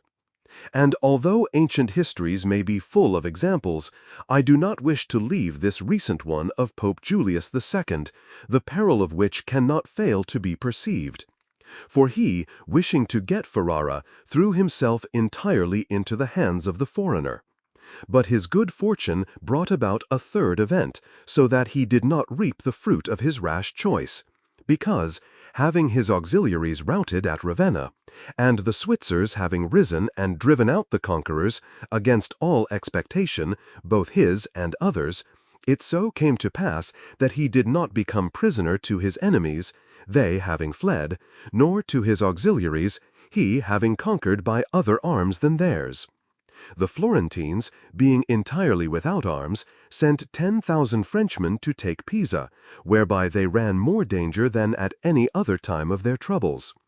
The Emperor of Constantinople, to oppose his neighbors, sent 10,000 Turks into Greece, who, on the war being finished, were not willing to quit. This was the beginning of the servitude of Greece to the infidels. Therefore, let him who has no desire to conquer make use of these arms, for they are much more hazardous than mercenaries, because with them the ruin is ready-made. They are all united, all yield obedience to others. But with mercenaries, when they have conquered, more time and better opportunities are needed to injure you. They are not all of one community. They are found and paid by you, and a third party, which you have made their head, is not able all at once to assume enough authority to injure you. In conclusion, in mercenaries, dastardly is most dangerous, in auxiliaries, valor. The wise prince, therefore, has always avoided these arms, and turned to his own, and has been willing rather to lose with them than to conquer with the others, not deeming that a real victory which is gained with the arms of others. I shall never hesitate to cite Cesare Borgia and his actions. This duke entered the Romagna with auxiliaries, taking there only French soldiers, and with them he captured Imola and Forli. But afterwards, such forces not appearing to him reliable, he turned to mercenaries, discerning less danger in them, and enlisted the Orsini and Vitelli, whom, presently, on handling and finding them doubtful, unfaithful, and dangerous, he destroyed and turned to his own men. And the difference between one and the other of these forces can easily be seen when one considers the difference there was in the reputation of the Duke, when he had the French, when he had the Orsini and Vitelli, and when he relied on his own soldiers, on whose fidelity he could always count and found it ever increasing. He was never esteemed more highly than when everyone saw that he was complete master of his own forces. I was not intending to go beyond Italian and recent examples, but I am unwilling to leave out Hero, the Syracusan, he being one of those I have named above. This man, as I have said, made head of the army by the Syracusans, soon found out that a mercenary soldiery, constituted like our Italian condottieri, was of no use, and it appearing to him that he could neither keep them nor let them go, he had them all cut to pieces, and afterwards made war with his own forces and not with aliens. I wish also to recall to memory an instance from the Old Testament applicable to this subject. David offered himself to Saul to fight with Goliath, the Philistine champion, and to give him courage, Saul armed him with his own weapons, which David rejected as soon as he had them on his back, saying he could make no use of them, and that he wished to meet the enemy with his sling and his knife. In conclusion, the arms of others either fall from your back, or they weigh you down, or they bind you fast. Charles VII, the father of King Louis XI, having by good fortune and valor liberated France from the English, recognized the necessity of being armed with forces of his own, and he established in his kingdom ordinances concerning men-at-arms and infantry.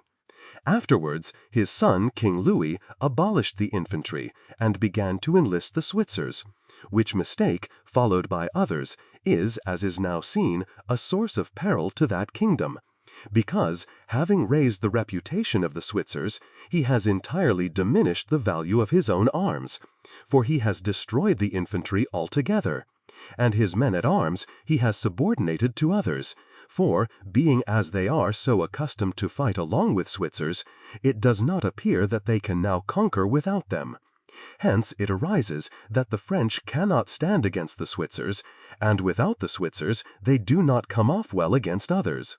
The armies of the French have thus become mixed, partly mercenary and partly national, both of which arms together are much better than mercenaries alone or auxiliaries alone, but much inferior to one's own forces.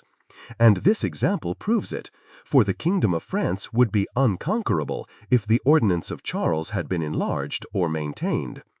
But the scanty wisdom of man, on entering into an affair which looks well at first, cannot discern the poison that is hidden in it, as I have said of hectic fevers. Therefore, if he who rules a principality cannot recognize evils until they are upon him, he is not truly wise. And this insight is given to few. And, if the first disaster to the Roman Empire should be examined, it will be found to have commenced only with the enlisting of the Goths, because from that time the vigor of the Roman Empire began to decline, and all that valor which had raised it passed away to others. I conclude, therefore, that no principality is secure without having its own forces. On the contrary, it is entirely dependent on good fortune, not having the valor which in adversity would defend it. And it has always been the opinion and judgment of wise men that nothing can be so uncertain or unstable as fame or power not founded on its own strength. And one's own forces are those which are composed either of subjects, citizens, or dependents. All others are mercenaries or auxiliaries. And the way to make ready one's own forces will be easily found if the rules suggested by me shall be reflected upon, and if one will consider how Philip, the father of Alexander the Great, and many republics and princes have armed and organized themselves, to which rules I entirely commit myself. Chapter 14. That which concerns a prince on the subject of the art of war. A prince ought to have no other aim or thought, nor select anything else for his study than war and its rules and discipline. For this is the sole art that belongs to him who rules. And it is of such force that it not only upholds those who are born princes, but it often enables men to rise from a private station to that rank. And, on the contrary, it is seen that when princes have thought more of ease than of arms, they have lost their states. And the first cause of your losing it is to neglect this art. And what enables you to acquire a state is to be master of the art. Francesco Sforza, through being marshal from a private person, became Duke of Milan. And the sons, through avoiding the hardships and troubles of arms, from dukes became private persons. For, among other evils which being unarmed brings you, it causes you to be despised. And this is one of those ignominies against which a prince ought to guard himself, as is shown later on. Because there is nothing proportionate between the armed and the unarmed. And it is not reasonable that he who is armed should yield obedience willingly to him who is unarmed, or that the unarmed man should be secure among armed servants. Because, there being in the one disdain and in the other suspicion, it is not possible for them to work well together. And therefore, a prince who does not understand the art of war, over and above the other misfortunes already mentioned, cannot be respected by his soldiers, nor can he rely on them. He ought never, therefore, to have out of his thoughts this subject of war, and in peace he should addict himself more to its exercise than in war. This he can do in two ways, the one by action, the other by study. As regards action, he ought above all things to keep his men well organized and drilled, to follow incessantly the chase, by which he accustoms his body to hardships, and learns something of the nature of localities, and gets to find out how the mountains rise, how the valleys open out, how the plains lie, and to understand the nature of rivers and marshes, and in all this to take the greatest care. Which knowledge is useful in two ways. Firstly, he learns to know his country, and is better able to undertake its defense. Afterwards, by means of the knowledge and observation of that locality, he understands with ease any other which it may be necessary for him to study hereafter. Because the hills, valleys, and plains, and rivers and marshes that are, for instance, in Tuscany, have a certain resemblance to those of other countries, so that with a knowledge of the aspect of one country, one can easily arrive at a knowledge of others. And the prince that lacks this skill lacks the essential which it is desirable that a captain should possess, for it teaches him to surprise his enemy, to select quarters, to lead armies, to array the battle, to besiege towns to advantage. Philopoemen, prince of the Achaeans, among other praises which writers have bestowed on him, is commended because in time of peace he never had anything in his mind but the rules of war. And when he was in the country with friends, he often stopped and reasoned with them, if the enemy should be upon that hill, and we should find ourselves here with our army, with whom would be the advantage? How should one best advance to meet him, keeping the ranks? If we should wish to retreat, how ought we to pursue? And he would set forth to them as he went all the chances that could befall an army. He would listen to their opinion and state his, confirming it with reasons, so that by these continual discussions there could never arise in time of war any unexpected circumstances that he could not deal with.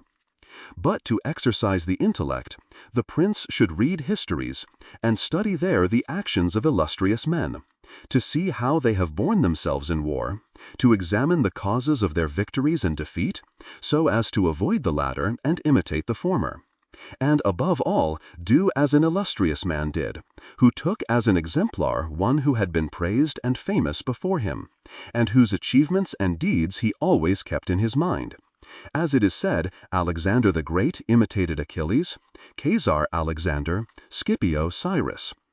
And whoever reads the life of Cyrus, written by Xenophon, will recognize afterwards in the life of Scipio how that imitation was his glory, and how in chastity, affability, humanity, and liberality, Scipio conforms to those things which have been written of Cyrus by Xenophon.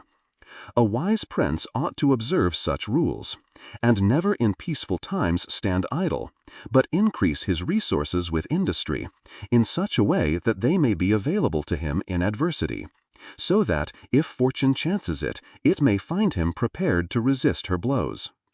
Chapter 15.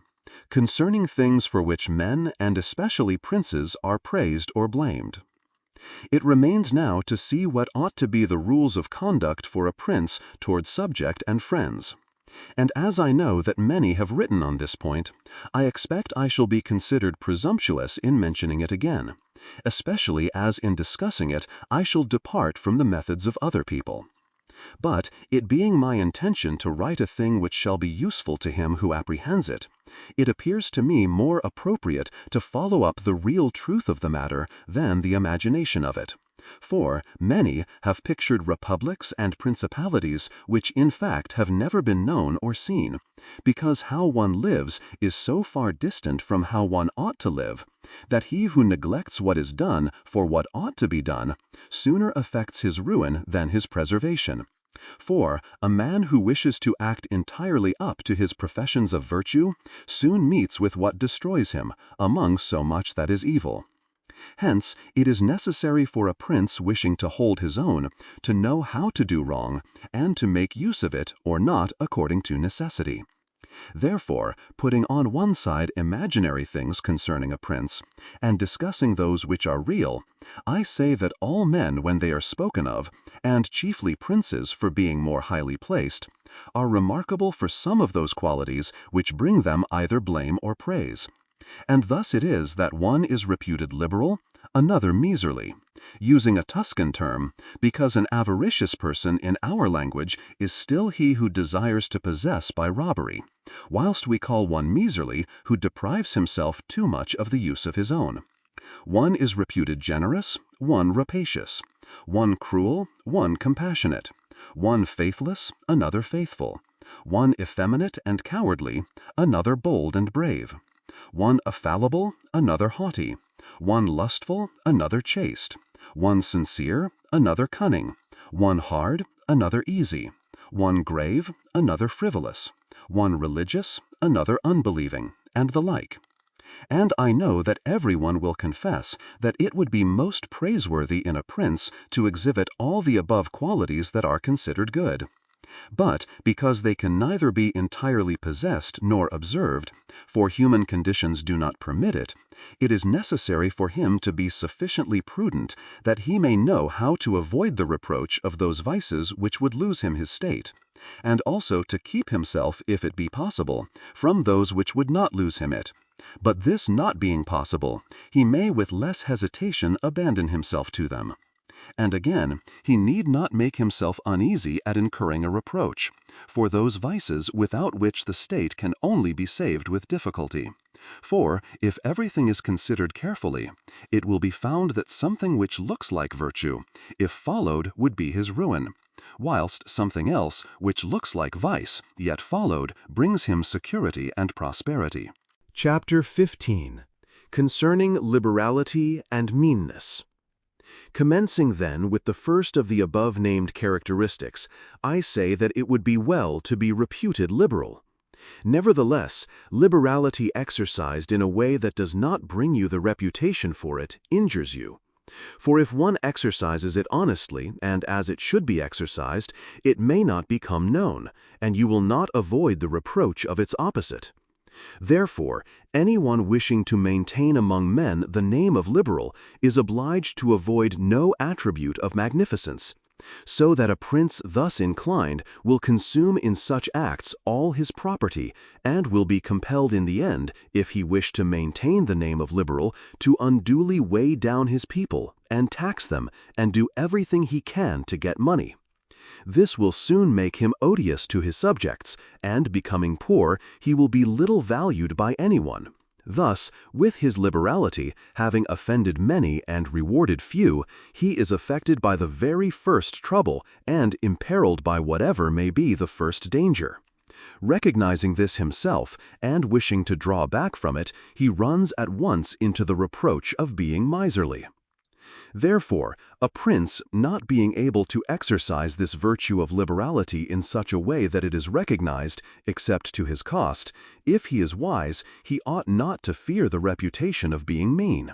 For, in time, he will come to be more considered than if liberal, seeing that with his economy his revenues are enough, that he can defend himself against all attacks, and is able to engage in enterprises without burdening his people. Thus it comes to pass that he exercises liberality towards all from whom he does not take, who are numberless, and meanness towards those to whom he does not give, who are few. We have not seen great things done in our time except by those who have been considered mean. The rest have failed. Pope Julius II was assisted in reaching the papacy by a reputation for liberality. Yet he did not strive afterwards to keep it up when he made war on the King of France. And he made many wars without imposing any extraordinary tax on his subjects, for he supplied his additional expenses out of his long thriftiness.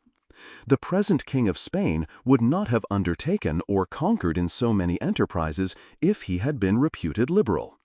A prince, therefore, provided that he has not to rob his subjects, that he can defend himself, that he does not become poor and abject, that he is not forced to become rapacious, ought to hold of little account a reputation for being mean, for it is one of those vices which will enable him to govern.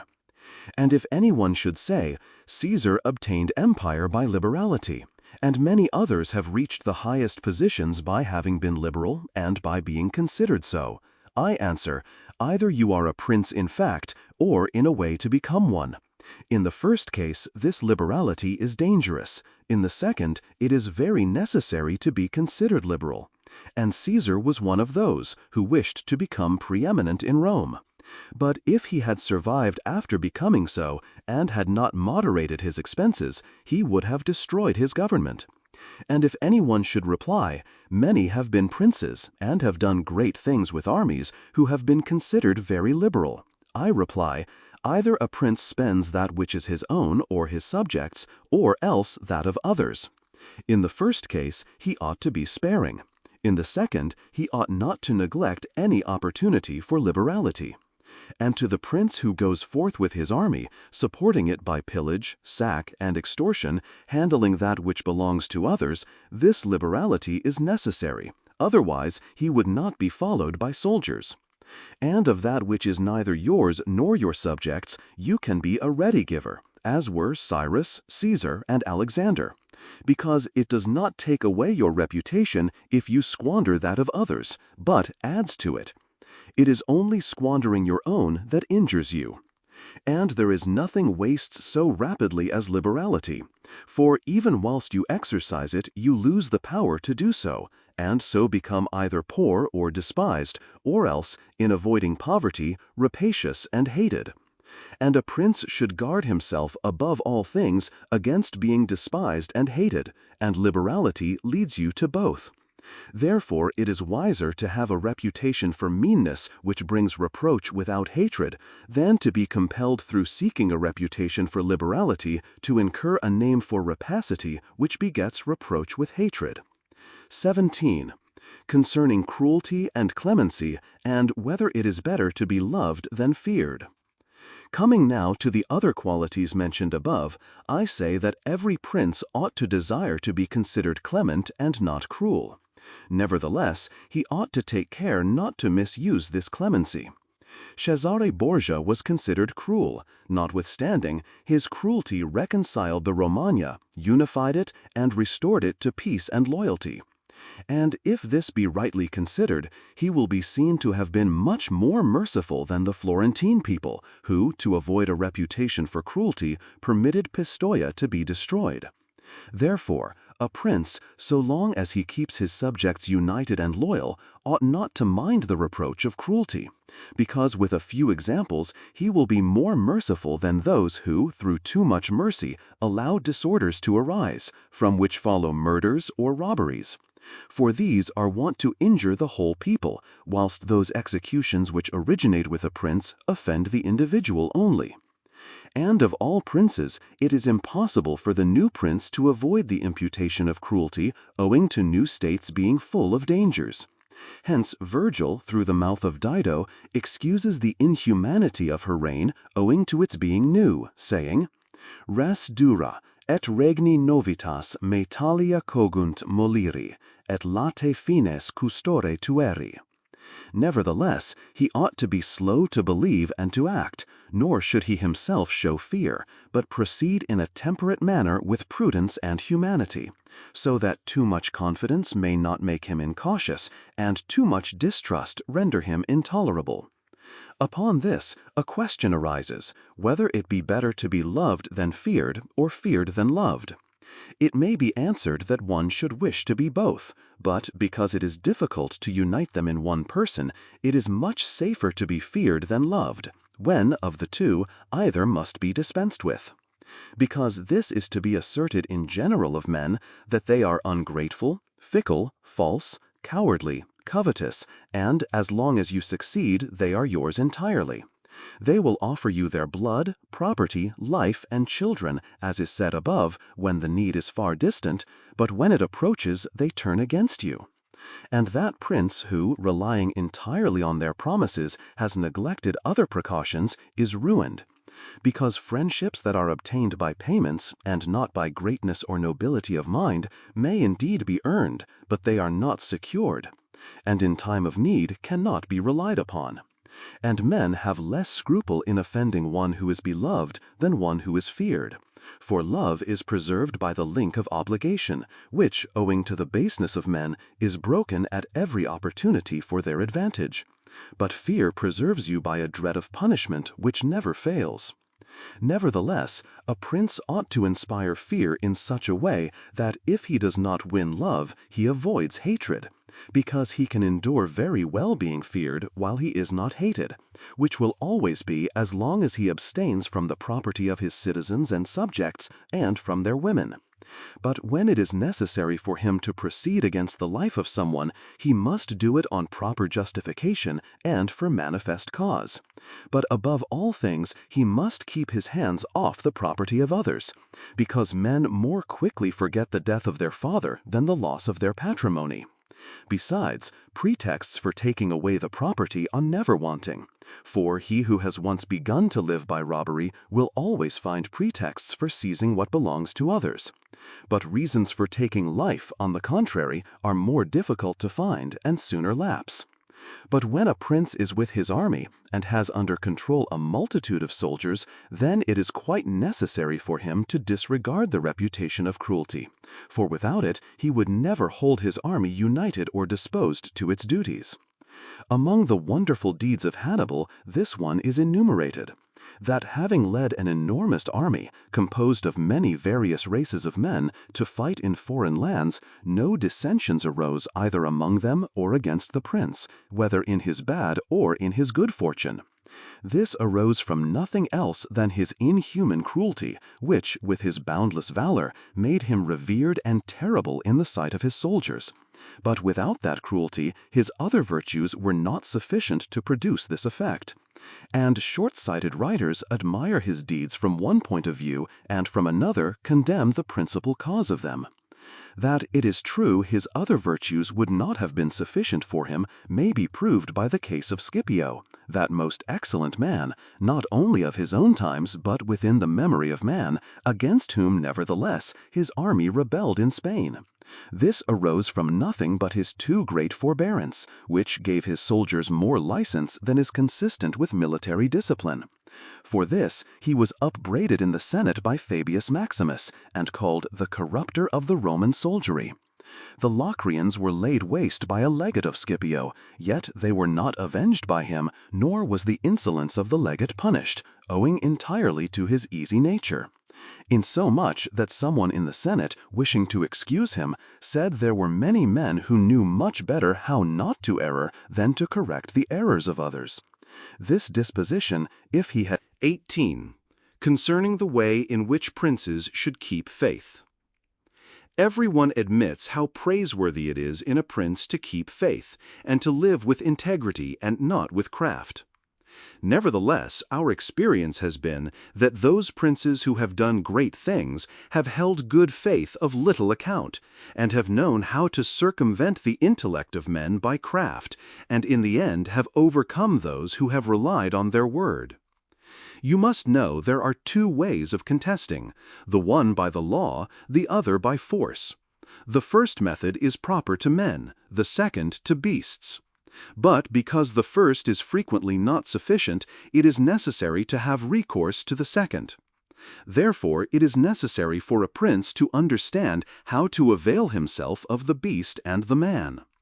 This has been figuratively taught to princes by ancient writers, who describe how Achilles and many other princes of old were given to the centaur Chiron to nurse, who brought them up in his discipline. Which means solely that, as they had for a teacher one who was half beast and half man, so it is necessary for a prince to know how to make use of both natures, and that one without the other is not durable. A prince, therefore, being compelled knowingly to adopt the beast, ought to choose the fox and the lion, because the lion cannot defend himself against snares, and the fox cannot defend himself against wolves. Therefore, it is necessary to be a fox to discover the snares, and a lion to terrify the wolves. Those who rely simply on the lion do not understand what they are about. Therefore, a wise lord cannot, nor ought he to, keep faith when such observance may be turned against him, and when the reasons that caused him to pledge it exist no longer. If men were entirely good, this precept would not hold. But because they are bad, and will not keep faith with you, you too are not bound to observe it with them. Nor will there ever be wanting to a prince legitimate reasons to excuse this non-observance. Of this endless modern examples could be given, showing how many treaties and engagements have been made void and of no effect through the faithlessness of princes. And he who has known best how to employ the fox has succeeded best. But it is necessary to know well how to disguise this characteristic, and to be a great pretender and dissembler. And men are so simple and so subject to present necessities that he who seeks to deceive will always find someone who will allow himself to be deceived. One recent example I cannot pass over in silence. Alexander VI did nothing else but deceive men, nor ever thought of doing otherwise, and he always found victims. For there never was a man who had greater power in asserting, or who with greater oaths would affirm a thing, yet would observe it less. Nevertheless, his deceits always succeeded according to his wishes, because he well understood this side of mankind. Therefore, it is unnecessary for a prince to have all the good qualities I have enumerated, but it is very necessary to appear to have them. And I shall dare to say this also, that to have them and always to observe them is injurious, and that to appear to have them is useful. To appear merciful, faithful, humane, religious, upright, and to be so, but with a mind so framed that should you require not to be so, you may be able and know how to change to the opposite. And you have to understand this, that a prince, especially a new one, cannot observe all those things for which men are esteemed, being often forced, in order to maintain the state, to act contrary to fidelity, friendship, humanity, and religion. Therefore, it is necessary for him to have a mind ready to turn itself accordingly as the winds and variations of fortune force it, yet, as I have said above, not to diverge from the good if he can avoid doing so, but, if compelled, then to know how to set about it. For this reason, a prince ought to take care that he never lets anything slip from his lips that is not replete with the above-named 5 qualities, that he may appear to him who sees and hears him altogether merciful, faithful, humane, upright, and religious. There is nothing more necessary to appear to have than this last quality, inasmuch as men judge generally more by the eye than by the hand, because it belongs to everybody to see you, to few to come in touch with you. Everyone sees what you appear to be, few really know what you are. And those few dare not oppose themselves to the opinion of the many, who have the majesty of the state to defend them. And in the actions of all men, and especially of princes, which it is not prudent to challenge, one judges by the result. For that reason, let a prince have the credit of conquering and holding his state. The means will always be considered honest, and he will be praised by everybody. Because the vulgar are always taken by what a thing seems to be, and by what comes of it. And in the world there are only the vulgar, for the few find a place there only when the many have no ground to rest on. One prince of the present time, whom it is not well to name, never preaches anything but peace and good faith, and to both he is most hostile, and either, if he had kept it, would have deprived him of reputation and kingdom many a time. 19. That one should avoid being despised and hated. Now, concerning the characteristics of which mention is made above, I have spoken of the more important ones. The others I wish to discuss briefly under this generality, that the prince must consider, as has been in part said before, how to avoid those things which will make him hated or contemptible. And as often as he shall have succeeded, he will have fulfilled his part, and he need not fear any danger in other reproaches. It makes him hated above all things, as I have said, to be rapacious, and to be a violator of the property and women of his subjects, from both of which he must abstain. And when neither their property nor their honor is touched, the majority of men live content, and he has only to contend with the ambition of a few, whom he can curb with ease in many ways. It makes him contemptible to be considered fickle, frivolous, effeminate, mean-spirited, irresolute, from all of which a prince should guard himself as from a rock, and he should endeavor to show in his actions greatness, courage, gravity, and fortitude. And in his private dealings with his subjects, let him show that his judgments are irrevocable, and maintain himself in such reputation that no one can hope either to deceive him or to get round him. That prince is highly esteemed who conveys this impression of himself, and he who is highly esteemed is not easily conspired against. For, provided it is well known that he is an excellent man and revered by his people, he can only be attacked with difficulty. For this reason, a prince ought to have two fears, one from within, on account of his subjects, the other from without, on account of external powers. From the latter he is defended by being well armed and having good allies, and if he is well armed, he will have good friends, and affairs will always remain quiet within when they are quiet without, unless they should have been already disturbed by conspiracy. And even should affairs outside be disturbed, if he has carried out his preparations and has lived as I have said, as long as he does not despair, he will resist every attack, as I said Nobis the Spartan did. But concerning his subjects, when affairs outside are disturbed, he has only to fear that they will conspire secretly, from which a prince can easily secure himself by avoiding being hated and despised, and by keeping the people satisfied with him, which it is most necessary for him to accomplish, as I said above at length. And one of the most efficacious remedies that a prince can have against conspiracies is not to be hated and despised by the people. For he who conspires against a prince always expects to please them by his removal. But when the conspirator can only look forward to offending them, he will not have the courage to take such a course. For the difficulties that confront a conspirator are infinite. And, as experience shows, many have been the conspiracies, but few have been successful, because he who conspires cannot act alone, nor can he take a companion except from those whom he believes to be malcontents.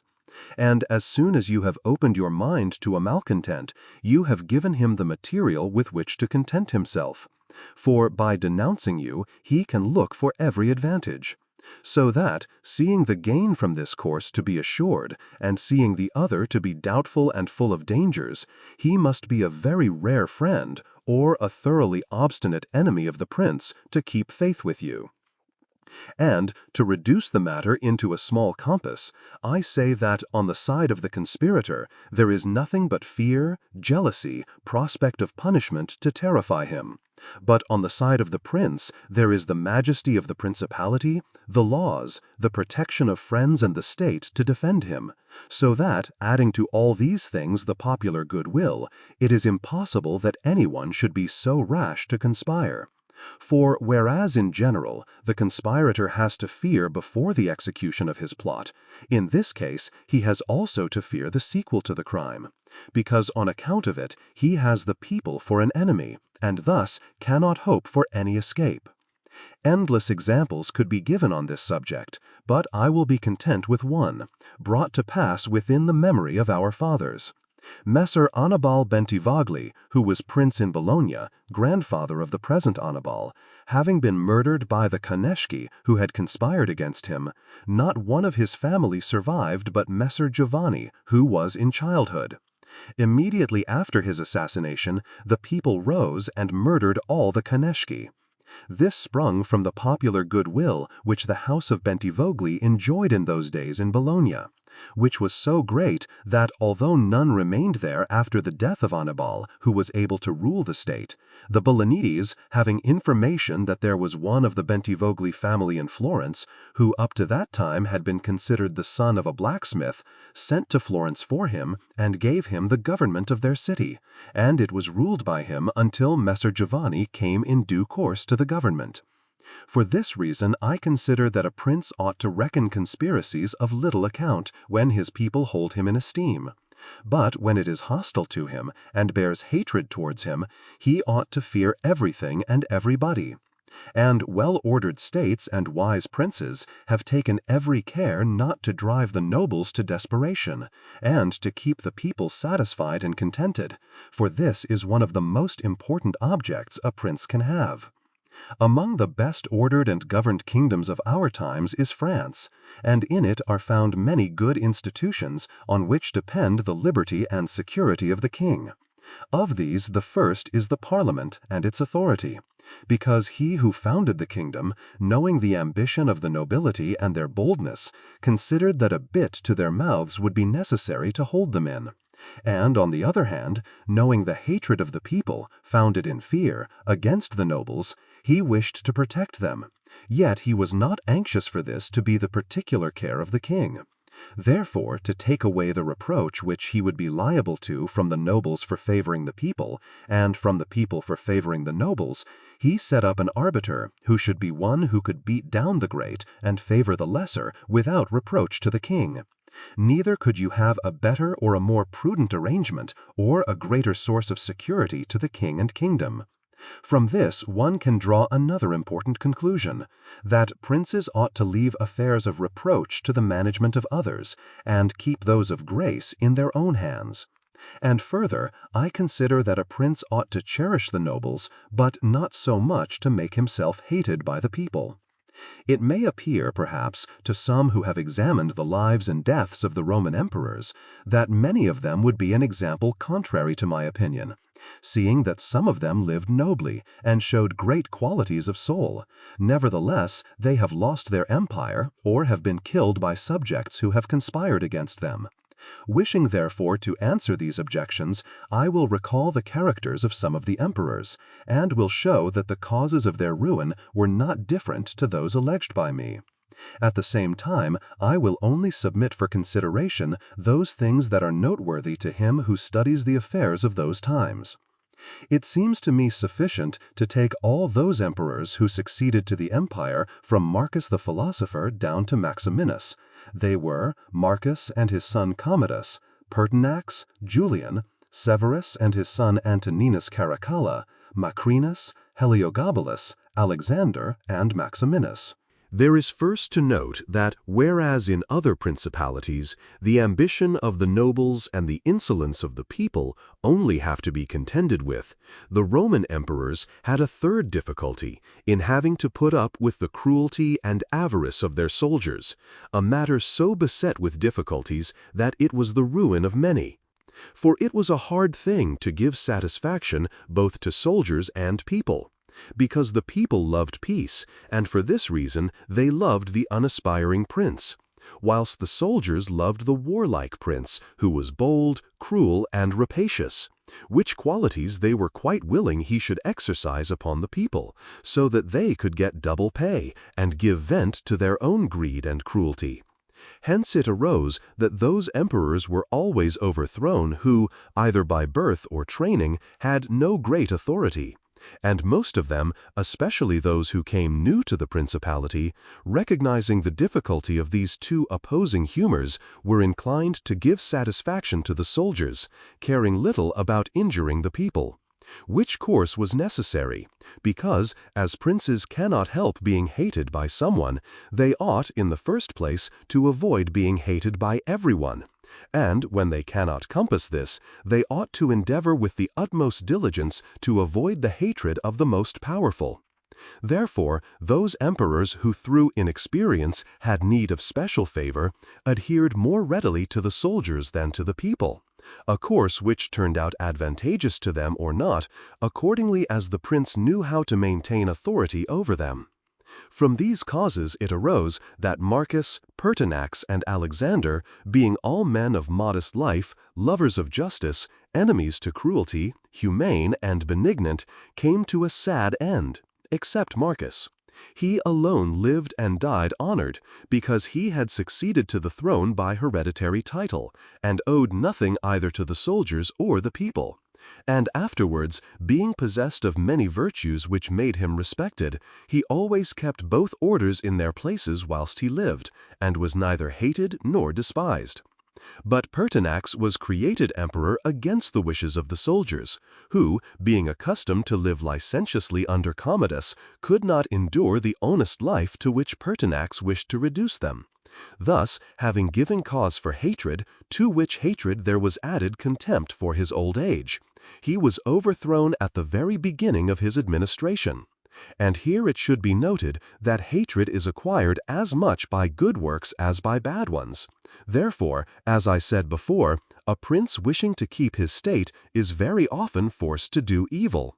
For, when that body is corrupt, whom you think you have need of to maintain yourself, it may be either the people, or the soldiers, or the nobles, you have to submit to its humors and to gratify them, and then good works will do you harm.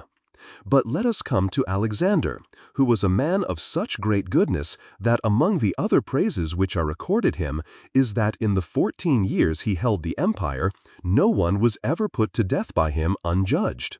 Nevertheless, being considered effeminate and a man who allowed himself to be governed by his mother, he became despised. The army conspired against him and murdered him. Turning now to the opposite characters of Commodus, Severus, Antoninus Caracalla, and Maximinus, you will find them all cruel and rapacious. Men who, to satisfy their soldiers, did not hesitate to commit every kind of iniquity against the people. And all, except Severus, came to a bad end.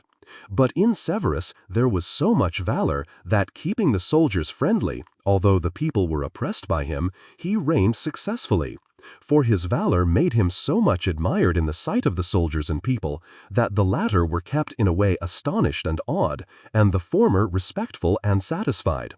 And because the actions of this man as a new prince were great, I wish to show briefly that he knew well how to counterfeit the fox and the lion, which natures, as I said above, it is necessary for a prince to imitate.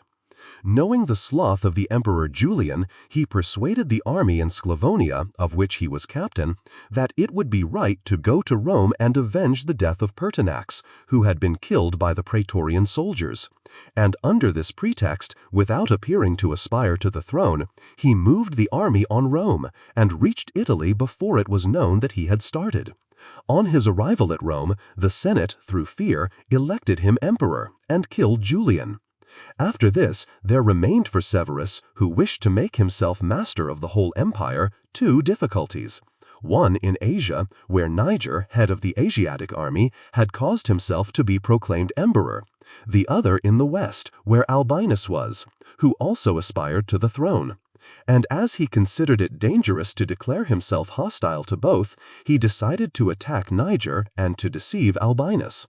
To the latter he wrote that, being elected emperor by the Senate, he was willing to share that dignity with him, and sent him the title of Caesar, and moreover that the Senate had made Albinus his colleague, which things were accepted by Albinus as true. But after Severus had conquered and killed Niger and settled Oriental affairs, he returned to Rome and complained to the Senate that Albinus, little recognizing the benefits that he had received from him, had by treachery sought to murder him, and for this ingratitude he was compelled to punish him. Afterwards he sought him out in France and took from him his government and life. He who will therefore carefully examine the actions of this man will find him a most valiant lion and a most cunning fox. He will find him feared and respected by everyone, and not hated by the army. And it need not be wondered at that he, a new man, was able to hold the empire so well, because his supreme renown always protected him from that hatred which the people might have conceived against him for his violence. But his son Antoninus was a most eminent man, and had very excellent qualities, which made him admirable in the sight of the people and acceptable to the soldiers. For he was a warlike man, most enduring of fatigue, a despiser of all delicate food and other luxuries, which caused him to be beloved by the armies. Nevertheless, his ferocity and cruelties were so great and so unheard of that after endless single murders, he killed a large number of the people of Rome and all those of Alexandria. He became hated by the whole world and also feared by those he had around him, to such an extent that he was murdered in the midst of his army by a centurion. And here it must be noted that such like deaths, which are deliberately inflicted with a resolved and desperate courage, cannot be avoided by princes, because anyone who does not fear to die can inflict them. But a prince may fear them the less because they are very rare. He has only to be careful not to do any grave injury to those whom he employs or has around him in the service of the state. Antoninus had not taken this care, but had contumeliously killed a brother of that centurion, whom also he daily threatened, yet retained in his bodyguard, which, as it turned out, was a rash thing to do and proved the emperor's ruin. But let us come to Commodus, to whom it should have been very easy to hold the empire, for, being the son of Marcus, he had inherited it, and he had only to follow in the footsteps of his father to please his people and soldiers. But, being by nature cruel and brutal, he gave himself up to amusing the soldiers and corrupting them, so that he might indulge his rapacity upon the people. On the other hand, not maintaining his dignity, often descending to the theater to compete with gladiators, and doing other vile things, little worthy of the imperial majesty, he fell into contempt with the soldiers, and being hated by one party and despised by the other, he was conspired against and was killed. It remains to discuss the character of Maximinus. He was a very warlike man, and the armies, being disgusted with the effeminacy of Alexander, of whom I have already spoken, killed him and elected Maximinus to the throne. This he did not possess for long, for two things made him hated and despised. The one, his having kept sheep in Thrace, which brought him into contempt, it being well known to all, and considered a great indignity by everyone.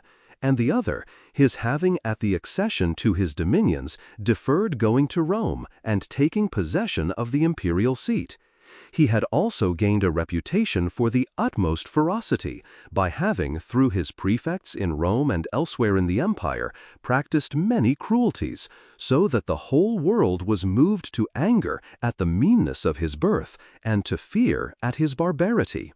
First Africa rebelled, then the Senate with all the people of Rome, and all Italy conspired against him, to which may be added his own army.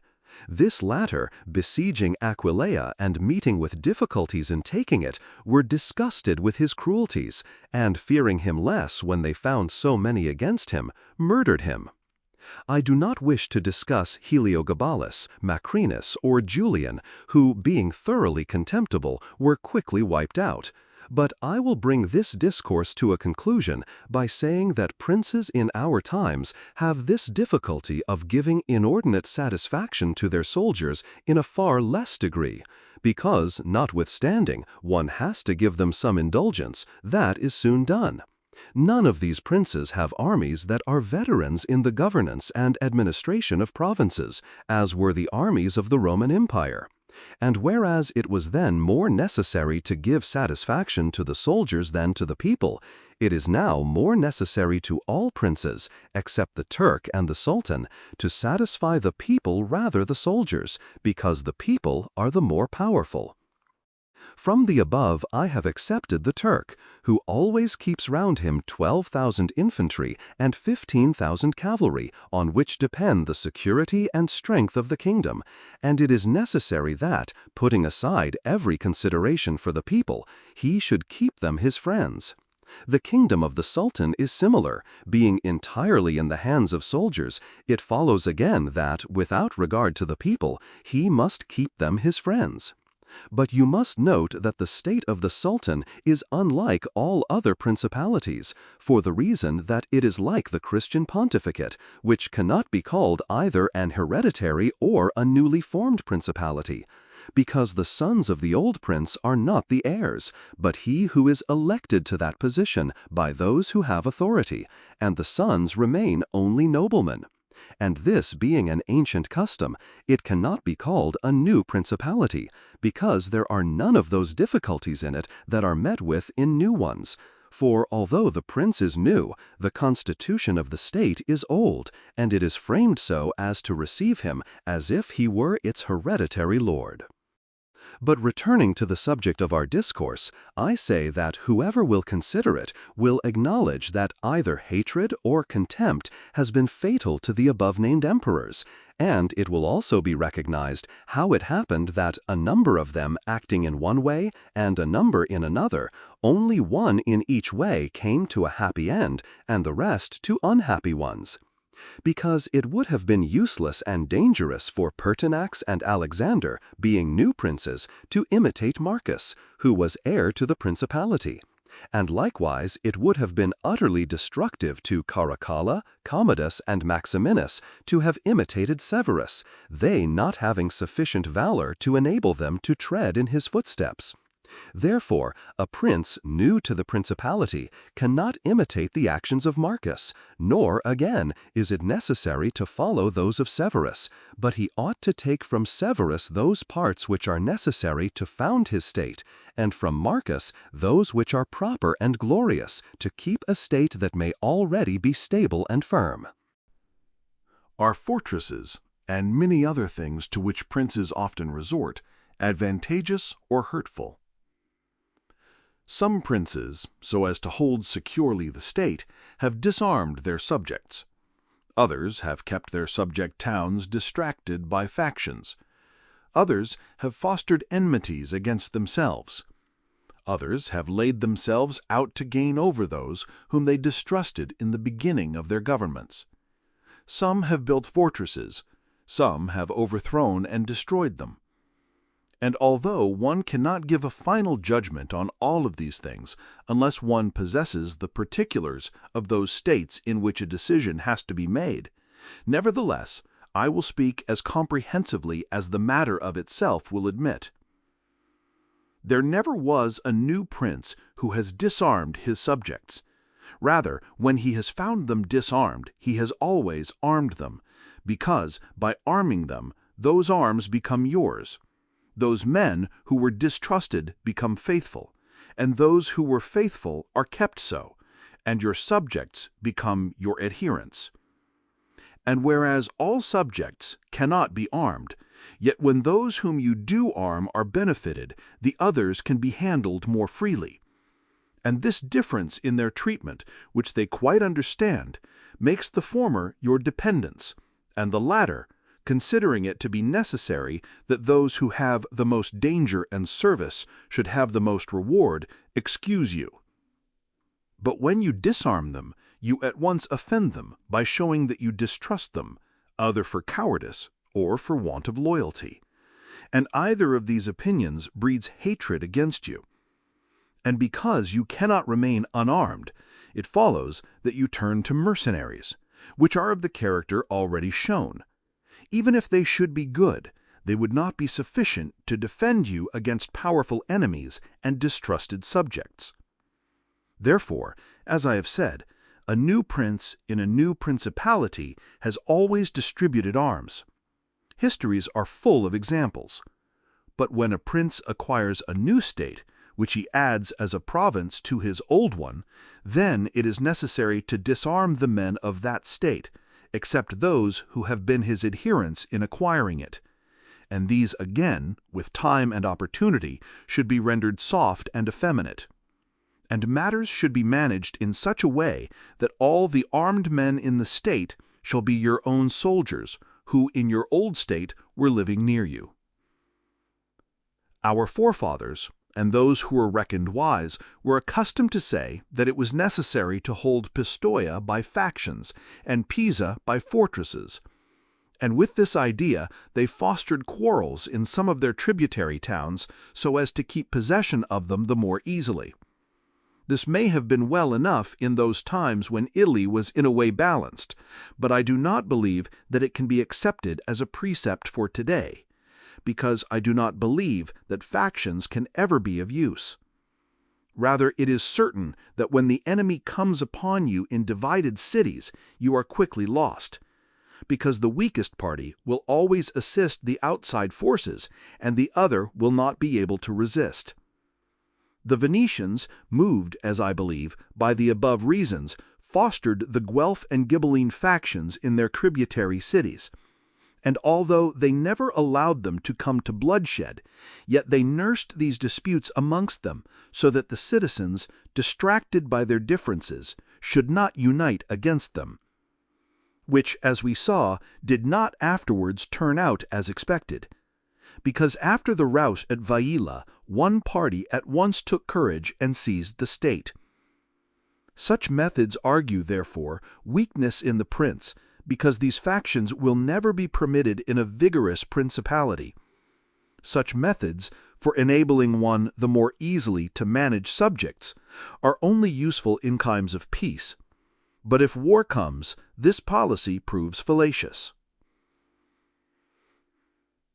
Without doubt, princes become great when they overcome the difficulties and obstacles by which they are confronted. And therefore, fortune, especially when she desires to make a new prince great, who has a greater necessity to earn renown than inherited one, causes enemies to arise and form designs against him, in order that he may have the opportunity of overcoming them, and by them to mount higher, as by a ladder which his enemies have raised. For this reason, many consider that a wise prince, when he has the opportunity, ought with craft to foster some animosity against himself, so that, having crushed it, his renown may rise higher. Princes, especially new ones, have found more fidelity and assistance in those men who in the beginning of their rule were distrusted than from those who in the beginning were trusted. Pandolfo Petrucci, Prince of Siena, ruled his state more by those who had been distrusted than by others. But on this question one cannot speak generally, for it varies so much with the individual. I will only say this, that those men who at the commencement of a princedom have been hostile, if they are of a description to need assistance to support themselves, can always be gained over with the greatest ease. And they will be tightly held to serve the prince with fidelity, inasmuch that they know it to be very necessary for them to cancel by deeds the bad impression which he had formed of them. And thus the prince always extracts more profit from them than from those who, serving him in too much security, may neglect his affairs. It has been a custom with princes, in order to hold their states more securely, to build fortresses that may serve as a bridle and bit to those who might design to work against them, and as a place of refuge from a first attack. I praise this system because it has been made use of formerly.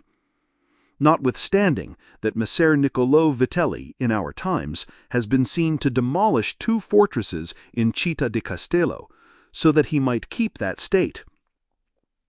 Guido Ubaldo, Duke of Urbino, on returning to his dominion, whence he had been driven by Caesar Borgia, razed to the foundations all the fortresses in that province, and considered that without them it would be more difficult to lose it.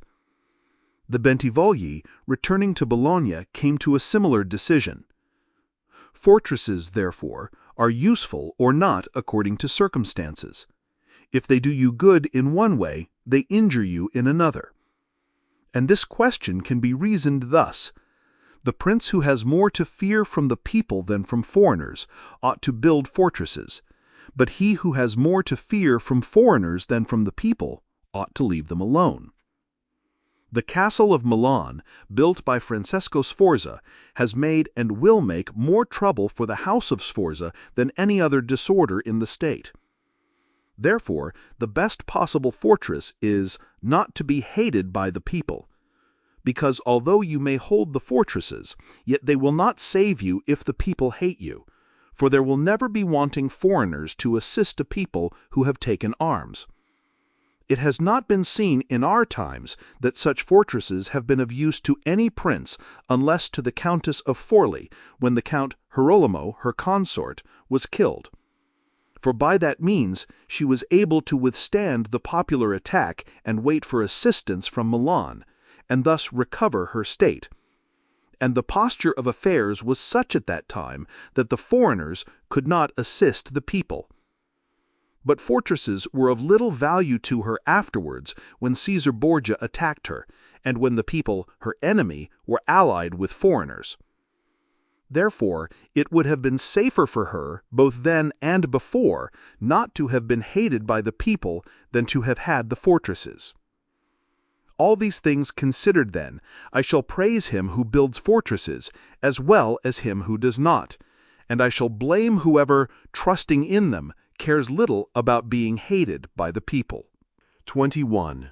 How a prince should conduct himself so as to gain renown.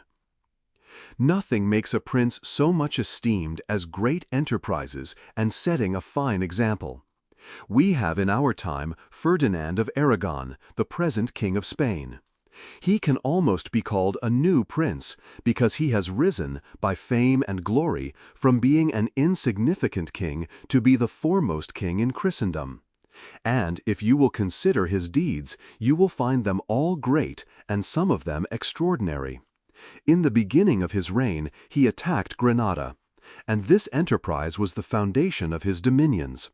He did this quietly at first, and without any fear of hindrance, for he held the minds of the barons of Castile occupied in thinking of the war, and not anticipating any innovations. Thus, they did not perceive that by these means he was acquiring power and authority over them. He was able with the money of the church and of the people to sustain his armies, and by that long war to lay the foundation for the military skill which has since distinguished him. Further, always using religion as a plea so as to undertake greater schemes, he devoted himself with pious cruelty to driving out and clearing his kingdom of the Moors. Nor could there be a more admirable example, nor one more rare. Under this same cloak he assailed Africa. He came down on Italy. He has finally attacked France.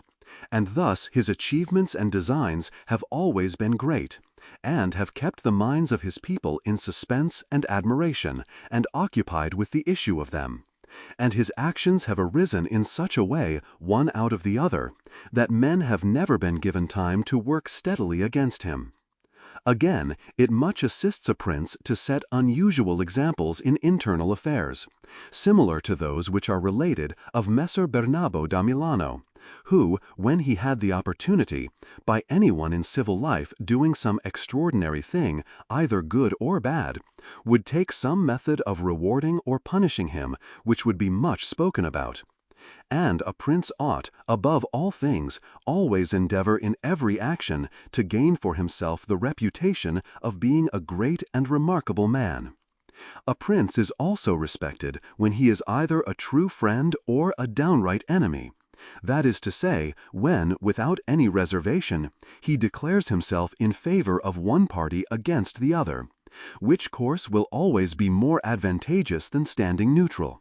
Because if two of your powerful neighbors come to blows, they are of such a character that, if one of them conquers, you have either to fear him or not. In either case, it will always be more advantageous for you to declare yourself, and to make war strenuously. Because, in the first case, if you do not declare yourself, you will invariably fall a prey to the conqueror, to the pleasure and satisfaction of him who has been conquered, and you will have no reasons to offer, nor anything to protect or to shelter you. Because he who conquers does not want doubtful friends who will not aid him in the time of trial, and he who loses will not harbor you because you did not willingly, sword in hand, court his fate. Antiochus went into Greece, being sent for by the Aetolians to drive out the Romans. He sent envoys to the Achaeans, who were friends of the Romans, exhorting them to remain neutral. And on the other hand, the Romans urged them to take up arms. This question came to be discussed in the council of the Achaeans, where the legate of Antiochus urged them to stand neutral. To this the Roman legate answered, "As for that which has been said, that it is better and more advantageous for your state not to interfere in our war, nothing can be more erroneous. Because by not interfering, you will be left without favor or consideration the guerdon of the conqueror. Thus it will always happen that he who is not your friend will demand your neutrality, whilst he who is your friend will entreat you to declare yourself with arms. And irresolute princes, to avoid present dangers, generally follow the neutral path, and are generally ruined. But when a prince declares himself gallantly in favor of one side, if the party with whom he allies himself conquers, although the victor may be powerful and may have him at his mercy, yet he is indebted to him, and there is established a bond of amity. And men are never so shameless as to become a monument of ingratitude by oppressing you. Victories, after all, are never so complete that the victor must show some regard, especially to justice. But if he with whom you ally yourself loses, you may be sheltered by him, and whilst he is able, he may aid you, and you become companions on a fortune that may rise again. In the second case, when those who fight are of such a character that you have no anxiety as to who may conquer, so much the more is it greater prudence to be allied, because you assist at the destruction of one by the aid of another, who, if he had been wise, would have saved him. And, conquering, as it is impossible that he should not do with your assistance, he remains at your discretion.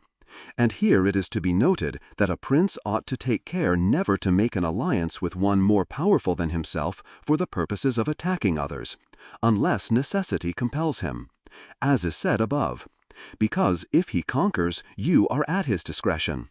And princes ought to avoid as much as possible being at the discretion of anyone. The Venetians joined with France against the Duke of Milan, and this alliance, which caused their ruin, could have been avoided. But when it cannot be avoided, as happened to the Florentines when the Pope and Spain sent armies to attack Lombardy, then in such a case, for the above reasons, the prince ought to favor one of the parties. Never let any government imagine that it can choose perfectly safe courses. Rather, let it expect to have to take very doubtful ones, because it is found in ordinary affairs that one never seeks to avoid one trouble without running into another. But prudence consists in knowing how to distinguish the character of troubles, and for choice to take the lesser evil. A prince ought also to show himself a patron of ability, and to honor the proficient in every art.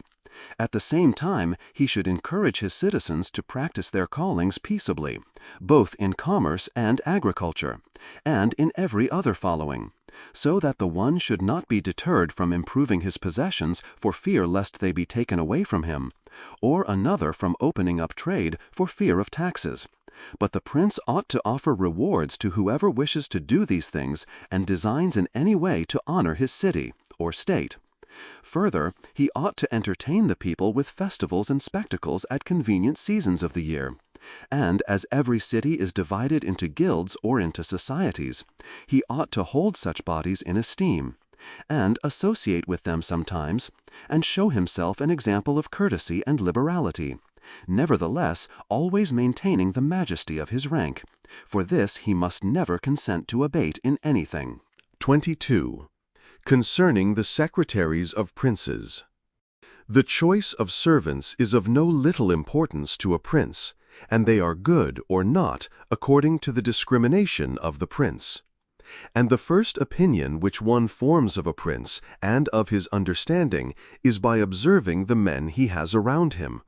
And when they are capable and faithful, he may always be considered wise, because he has known how to recognize the capable and to keep them faithful. But when they are otherwise, one cannot form a good opinion of him, for the prime error which he made was in choosing them. There were none who knew Messer Antonio da Venafro as the servant of Pandolfo Petrucci, Prince of Siena, who would not consider Pandolfo to be a very clever man in having Venafro for his servant. Because there are three classes of intellects, one which comprehends by itself, another which appreciates what others comprehended, and a third which neither comprehends by itself nor by the showing of others. The first is the most excellent, the second is good, the third is useless. Therefore, it follows necessarily that, if Pandolfo was not in the first rank, he was in the second.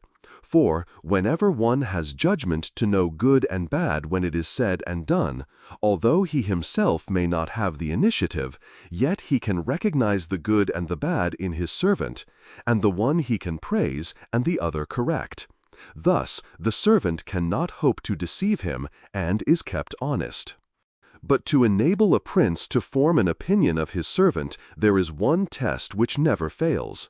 When you see the servant thinking more of his own interests than of yours, and seeking inwardly his own profit in everything, such a man will never make a good servant, nor will you ever be able to trust him. Because he who has the state of another in his hands ought never to think of himself, but always of his prince, and never pay any attention to matters in which the prince is not concerned. On the other hand, to keep his servant honest, the prince ought to study him, honoring him, enriching him, doing him kindnesses, sharing with him the honors and cares. And at the same time let him see that he cannot stand alone, so that many honors may not make him desire more, many riches make him wish for more, and that many cares may make him dread chances. When, therefore, servants and princes toward servants are thus disposed, they can trust each other. But when it is otherwise, the end will always be disastrous for either one or the other. 23. How flatterers should be avoided. I do not wish to leave out an important branch of this subject, for it is a danger from which princes are with difficulty preserved unless they are very careful and discriminating. It is that of flatterers, of whom courts are full, because men are so self-complacent in their own affairs, and, in a way, so deceived in them, that they are preserved with difficulty from this pest, and, if they wish to defend themselves, they run the danger of falling into contempt. Because there is no other way of guarding oneself from flatterers, except letting men understand that to tell you the truth does not offend you. But when everyone may tell you the truth, respect for you abates. Therefore, a wise prince ought to hold a third course, by choosing the wise men in his state, and giving to them only the liberty of speaking the truth to him, and then only of those things of which he inquires, and of none others. But he ought to question them upon everything, and listen to their opinions, and afterwards form his own conclusions. With these counselors, separately and collectively, he ought to carry himself in such a way that each of them should know that the more freely he shall speak, the more he shall be preferred. Outside of these, he should listen to no one, pursue the thing resolved on, and be steadfast in his resolutions. He who does otherwise is either overthrown by flatterers, or is so often changed by varying opinions that he falls into contempt. I wish on this subject to adduce a modern example. Fra Luca, the man of affairs to Maximilian, the present emperor, speaking of his majesty, said, "He consulted with no one, yet never got his own way in anything." This arose because of his following a practice the opposite to the above. For the emperor is a secretive man. He does not communicate his designs to anyone, nor does he receive opinions on them. But, as in carrying them into effect they become revealed and known, they are at once obstructed by those men whom he has around him, and he, being pliant, is diverted from them. Hence it follows that those things he does one day he undoes the next, and no one ever understands what he wishes or intends to do, and no one can rely on his resolutions. A prince, therefore, ought always to take counsel, but only when he wishes, and not when others wish. He ought rather to discourage everyone from offering advice unless he asks it. But, however, he ought to be a constant inquirer, and afterwards a patient listener concerning the things of which he inquired. Also, on learning that anyone, on any consideration, has not told him the truth, he should let his anger be felt. And if there are some who think that a prince who conveys an impression of his wisdom is not so through his own ability, beyond doubt they are deceived.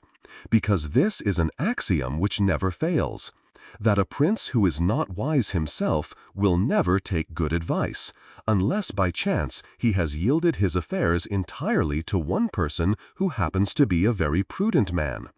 In this case, indeed, he may be well governed, but it would not be for long, because such a governor would in a short time take away his state from him.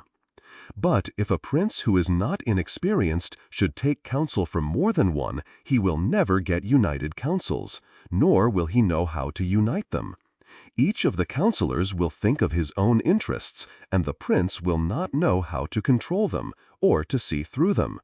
And they are not to found otherwise, because men will always prove untrue to you unless they are kept honest by constraint. Therefore, it must be inferred that good counsels, whensoever they come, are born of the wisdom of the prince, and not the wisdom of the prince from good counsels. 24. Why the princes of Italy have lost their states. The previous suggestions, carefully observed, will enable a new prince to appear well established, and render him at once more secure and fixed in the state than if he had been long seated there. For the actions of a new prince are more narrowly observed than those of an hereditary one, and when they are seen to be able, they gain more men, and bind far tighter than ancient blood. Because men are attracted more by the present than by the past, and when they find the present good, they enjoy it and seek no further. They will also make the utmost defense of a prince if he fails them not in other things. Thus it will be a double glory for him to have established a new principality, and adorned and strengthened it with good laws, good arms, good allies, and with a good example. So will it be a double disgrace to him who, born a prince, shall lose his state by want of wisdom. And if those seniors are considered who have lost their states in Italy in our times, such as the King of Naples, the Duke of Milan, and others, there will be found in them, firstly, one common defect in regard to arms, from the causes which have been discussed at length. In the next place, some one of them will be seen either to have had the people hostile, or, if he has had the people friendly, he has not known how to secure the nobles. In the absence of these defects, states that have power enough to keep an army in the field cannot be lost. Philip of Macedon, not the father of Alexander the Great, but he who was conquered by Titus Quintius, had not much territory compared to the greatness of the Romans and of Greece who attacked him. Yet, being a warlike man who knew how to attract the people and secure the nobles, he sustained the war against his enemies for many years. And if in the end he lost the dominion of some cities, nevertheless he retained the kingdom. Therefore, do not let our princes accuse fortune for the loss of their principalities after so many years' possession, but rather their own sloth, because in quiet times they never thought there could be a change. It is a common defect in man not to make any provision in the calm against the tempest. And when afterwards the bad times came, they thought of flight and not of defending themselves. And they hoped that the people, disgusted with the insolence of the conquerors, would recall them. This course, when others fail, may be good, but it is very bad to have neglected all other expedients for that, since you would never wish to fall because you trusted to be able to find someone later on to restore you. This again either does not happen, or, if it does, it will not be for your security, because that deliverance is of no avail which does not depend upon yourself. Those only are reliable, certain, and durable that depend on yourself and your valor. 25.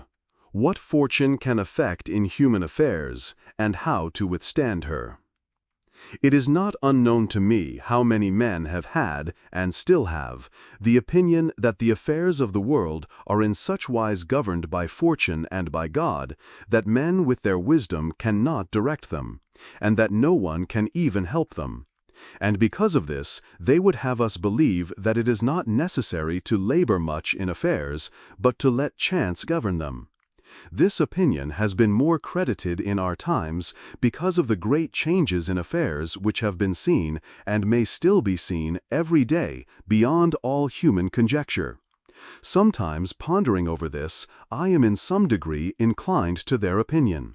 Nevertheless, not to extinguish our free will, I hold it to be true that fortune is the arbiter of one half of our actions, but that she still leaves us to direct the other half, or perhaps a little less.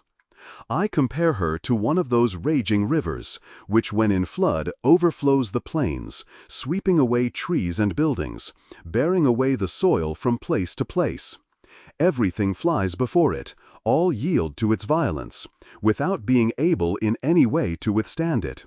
And yet, though its nature be such, it does not follow therefore that men, when the weather becomes fair, shall not make provision, both with defenses and barriers, in such a manner that, rising again, the waters may pass away by canal, and their force be neither so unrestrained nor so dangerous. So it happens with fortune, who shows her power where valor has not prepared to resist her.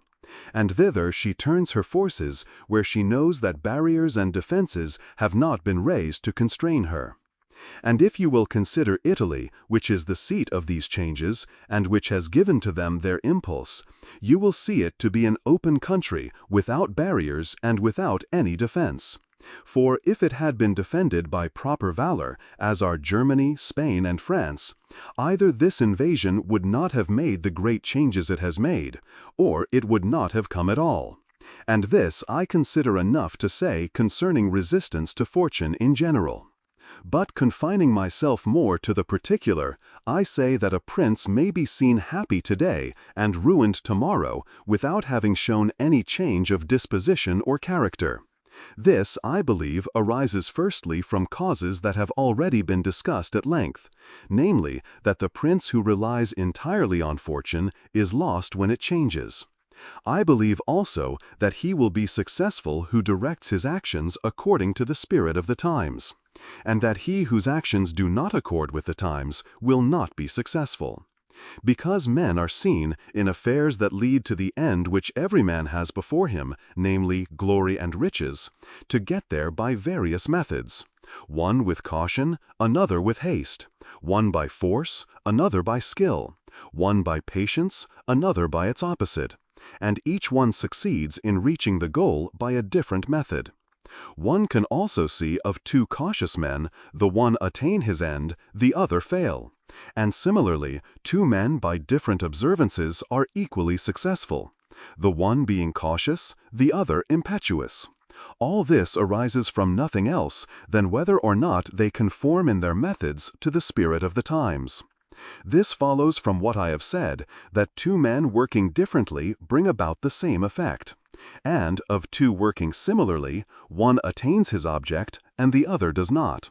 Changes in a state also issue from this, for if, to one who governs himself with caution and patience, times and affairs converge in such a way that his administration is successful, his fortune is made. But if times and affairs change, he is ruined if he does not change his course.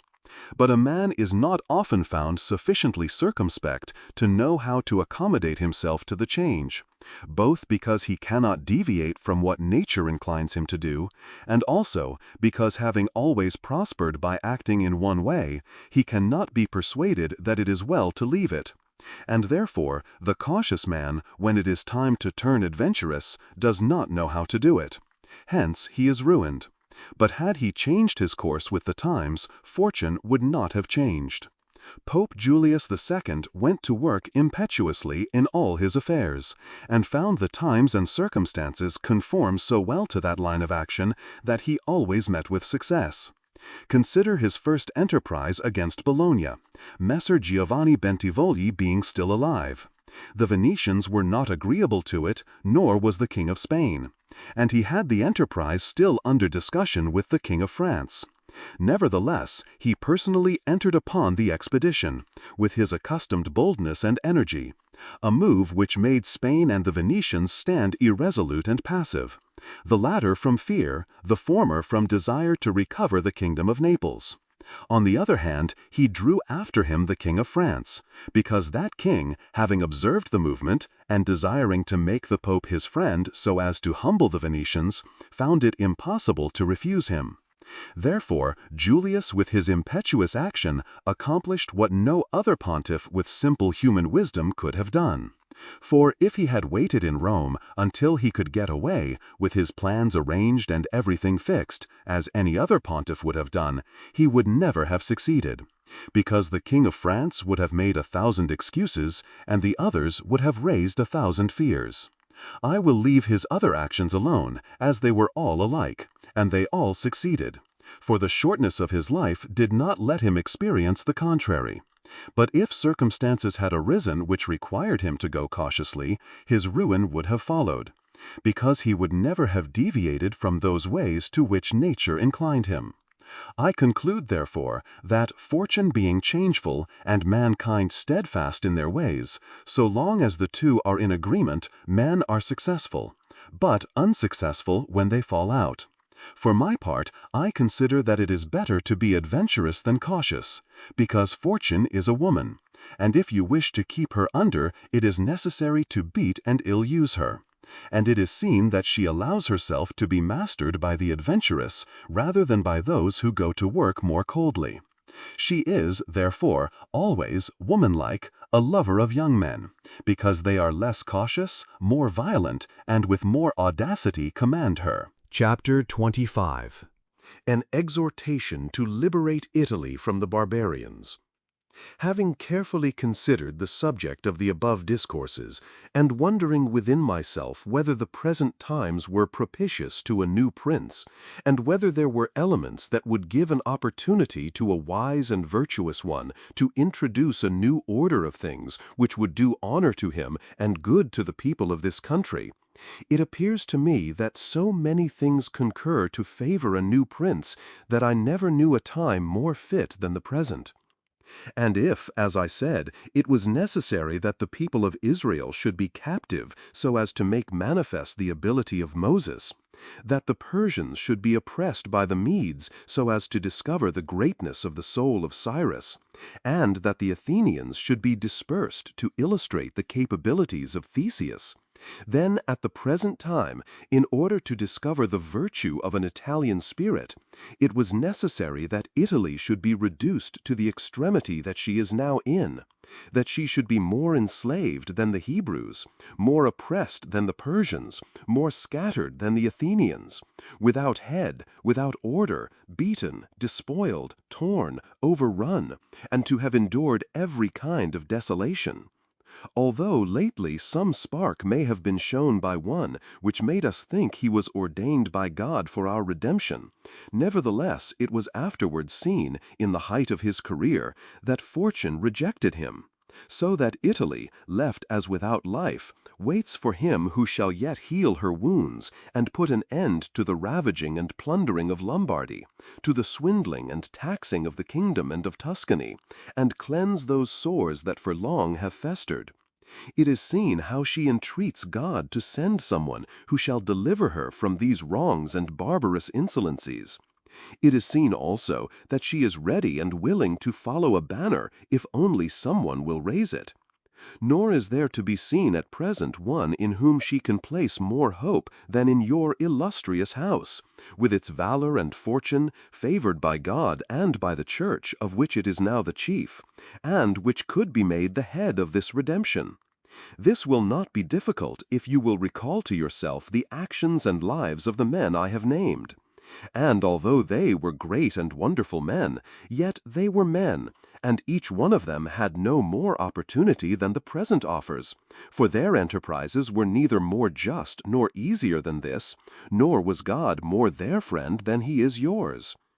With us there is great justice, because that war is just which is necessary, and arms are hallowed when there is no other hope but in them.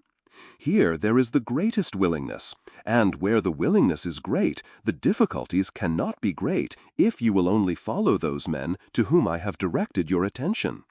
Further than this, how extraordinarily the ways of God have been manifested beyond example. The sea is divided, a cloud has led the way, the rock has poured forth water, it has rained manna, everything has contributed to your greatness. You ought to do the rest. God is not willing to do everything, and thus take away our free will and that share of glory which belongs to us. And it is not to be wondered at if none of the above-named Italians have been able to accomplish all that is expected from your illustrious house, and if in so many revolutions in Italy and in so many campaigns it has always appeared as if military virtue were exhausted. This has happened because the old order of things was not good, and none of us have known how to find a new one. And nothing honors a man more than to establish new laws and new ordinances when he himself was newly risen. Such things, when they are well founded and dignified, will make him revered and admired. And in Italy there are not wanting opportunities to bring such into use in every form. Here there is great valor in the limbs, whilst it fails in the head. Look attentively at the duels and the hand-to-hand combats, how superior the Italians are in strength, dexterity, and subtlety. But when it comes to armies, they do not bear comparison. And this springs entirely from the insufficiency of the leaders, since those who are capable are not obedient, and each one seems to himself to know, there having never been anyone so distinguished above the rest, either by valor or fortune, that others would yield to him. Hence it is that for so long a time, and during so much fighting in the past 20 years, whenever there has been an army wholly Italian, it has always given a poor account of itself. The first witness to this is Il Taro, afterwards Alessandria, Capua, Genoa, Viola, Bologna, Mestre. If therefore your illustrious house wishes to follow these remarkable men who have redeemed their country, it is necessary before all things, as a true foundation for every enterprise, to be provided with your own forces, because there can be no more faithful, truer, or better soldiers. And although singly they are good, altogether they will be much better when they find themselves commanded by their prince, honored by him, and maintained at his expense. Therefore it is necessary to be prepared with such arms, so that you can be defended against foreigners by Italian valor. And although Swiss and Spanish infantry may be considered very formidable, nevertheless there is a defect in both, by reason of which a third order would not only be able to oppose them, but might be relied upon to overthrow them. For the Spaniards cannot resist cavalry, and the Switzers are afraid of infantry whenever they encounter them in close combat. Owing to this, as has been and may again be seen, the Spaniards are unable to resist French cavalry, and the Switzers are overthrown by Spanish infantry. And although a complete proof of this cannot be shown, nevertheless there was some evidence of it at the Battle of Ravenna, when the Spanish infantry were confronted by German battalions who follow the same tactics as the Swiss. When the Spaniards, by agility of body and with the aid of their shields, got in under the pikes of the Germans, and stood out of danger, able to attack, while the Germans stood helpless. And if the cavalry had not dashed up, all would have been over with them. It is possible, therefore, knowing the defects of both these infantries, to invent a new one, which will resist cavalry and not be afraid of infantry. This need not create a new order of arms, but a variation upon the old. And these are the kind of improvements which confer reputation and power upon a new prince. This opportunity, therefore, ought not to be allowed to pass for letting Italy at last see her liberator appear. Nor can one express the love with which he would be received in all those provinces which have suffered so much from these foreign scourings. With what thirst for revenge, with what stubborn faith, with what devotion, with what tears! What door would be closed to him? Who would refuse obedience to him? What envy would hinder him? What Italian would refuse him homage? To all of us this barbarous dominion stinks. Let therefore your illustrious house take up this charge with that courage and hope which all just enterprises are undertaken, so that under its standard our native country may be ennobled, and under its auspices may be verified that saying of Petrarch, Virtu contro al furo prenderà l'arme e fia il combatter corto, che l'antico valore negli italici cuor non è ancor morto. Virtue against fury shall advance the fight, and it in the combat soon shall put to flight, for the old Roman valor is not dead, nor in the Italians' breasts extinguished. Edward Dacre, 1640.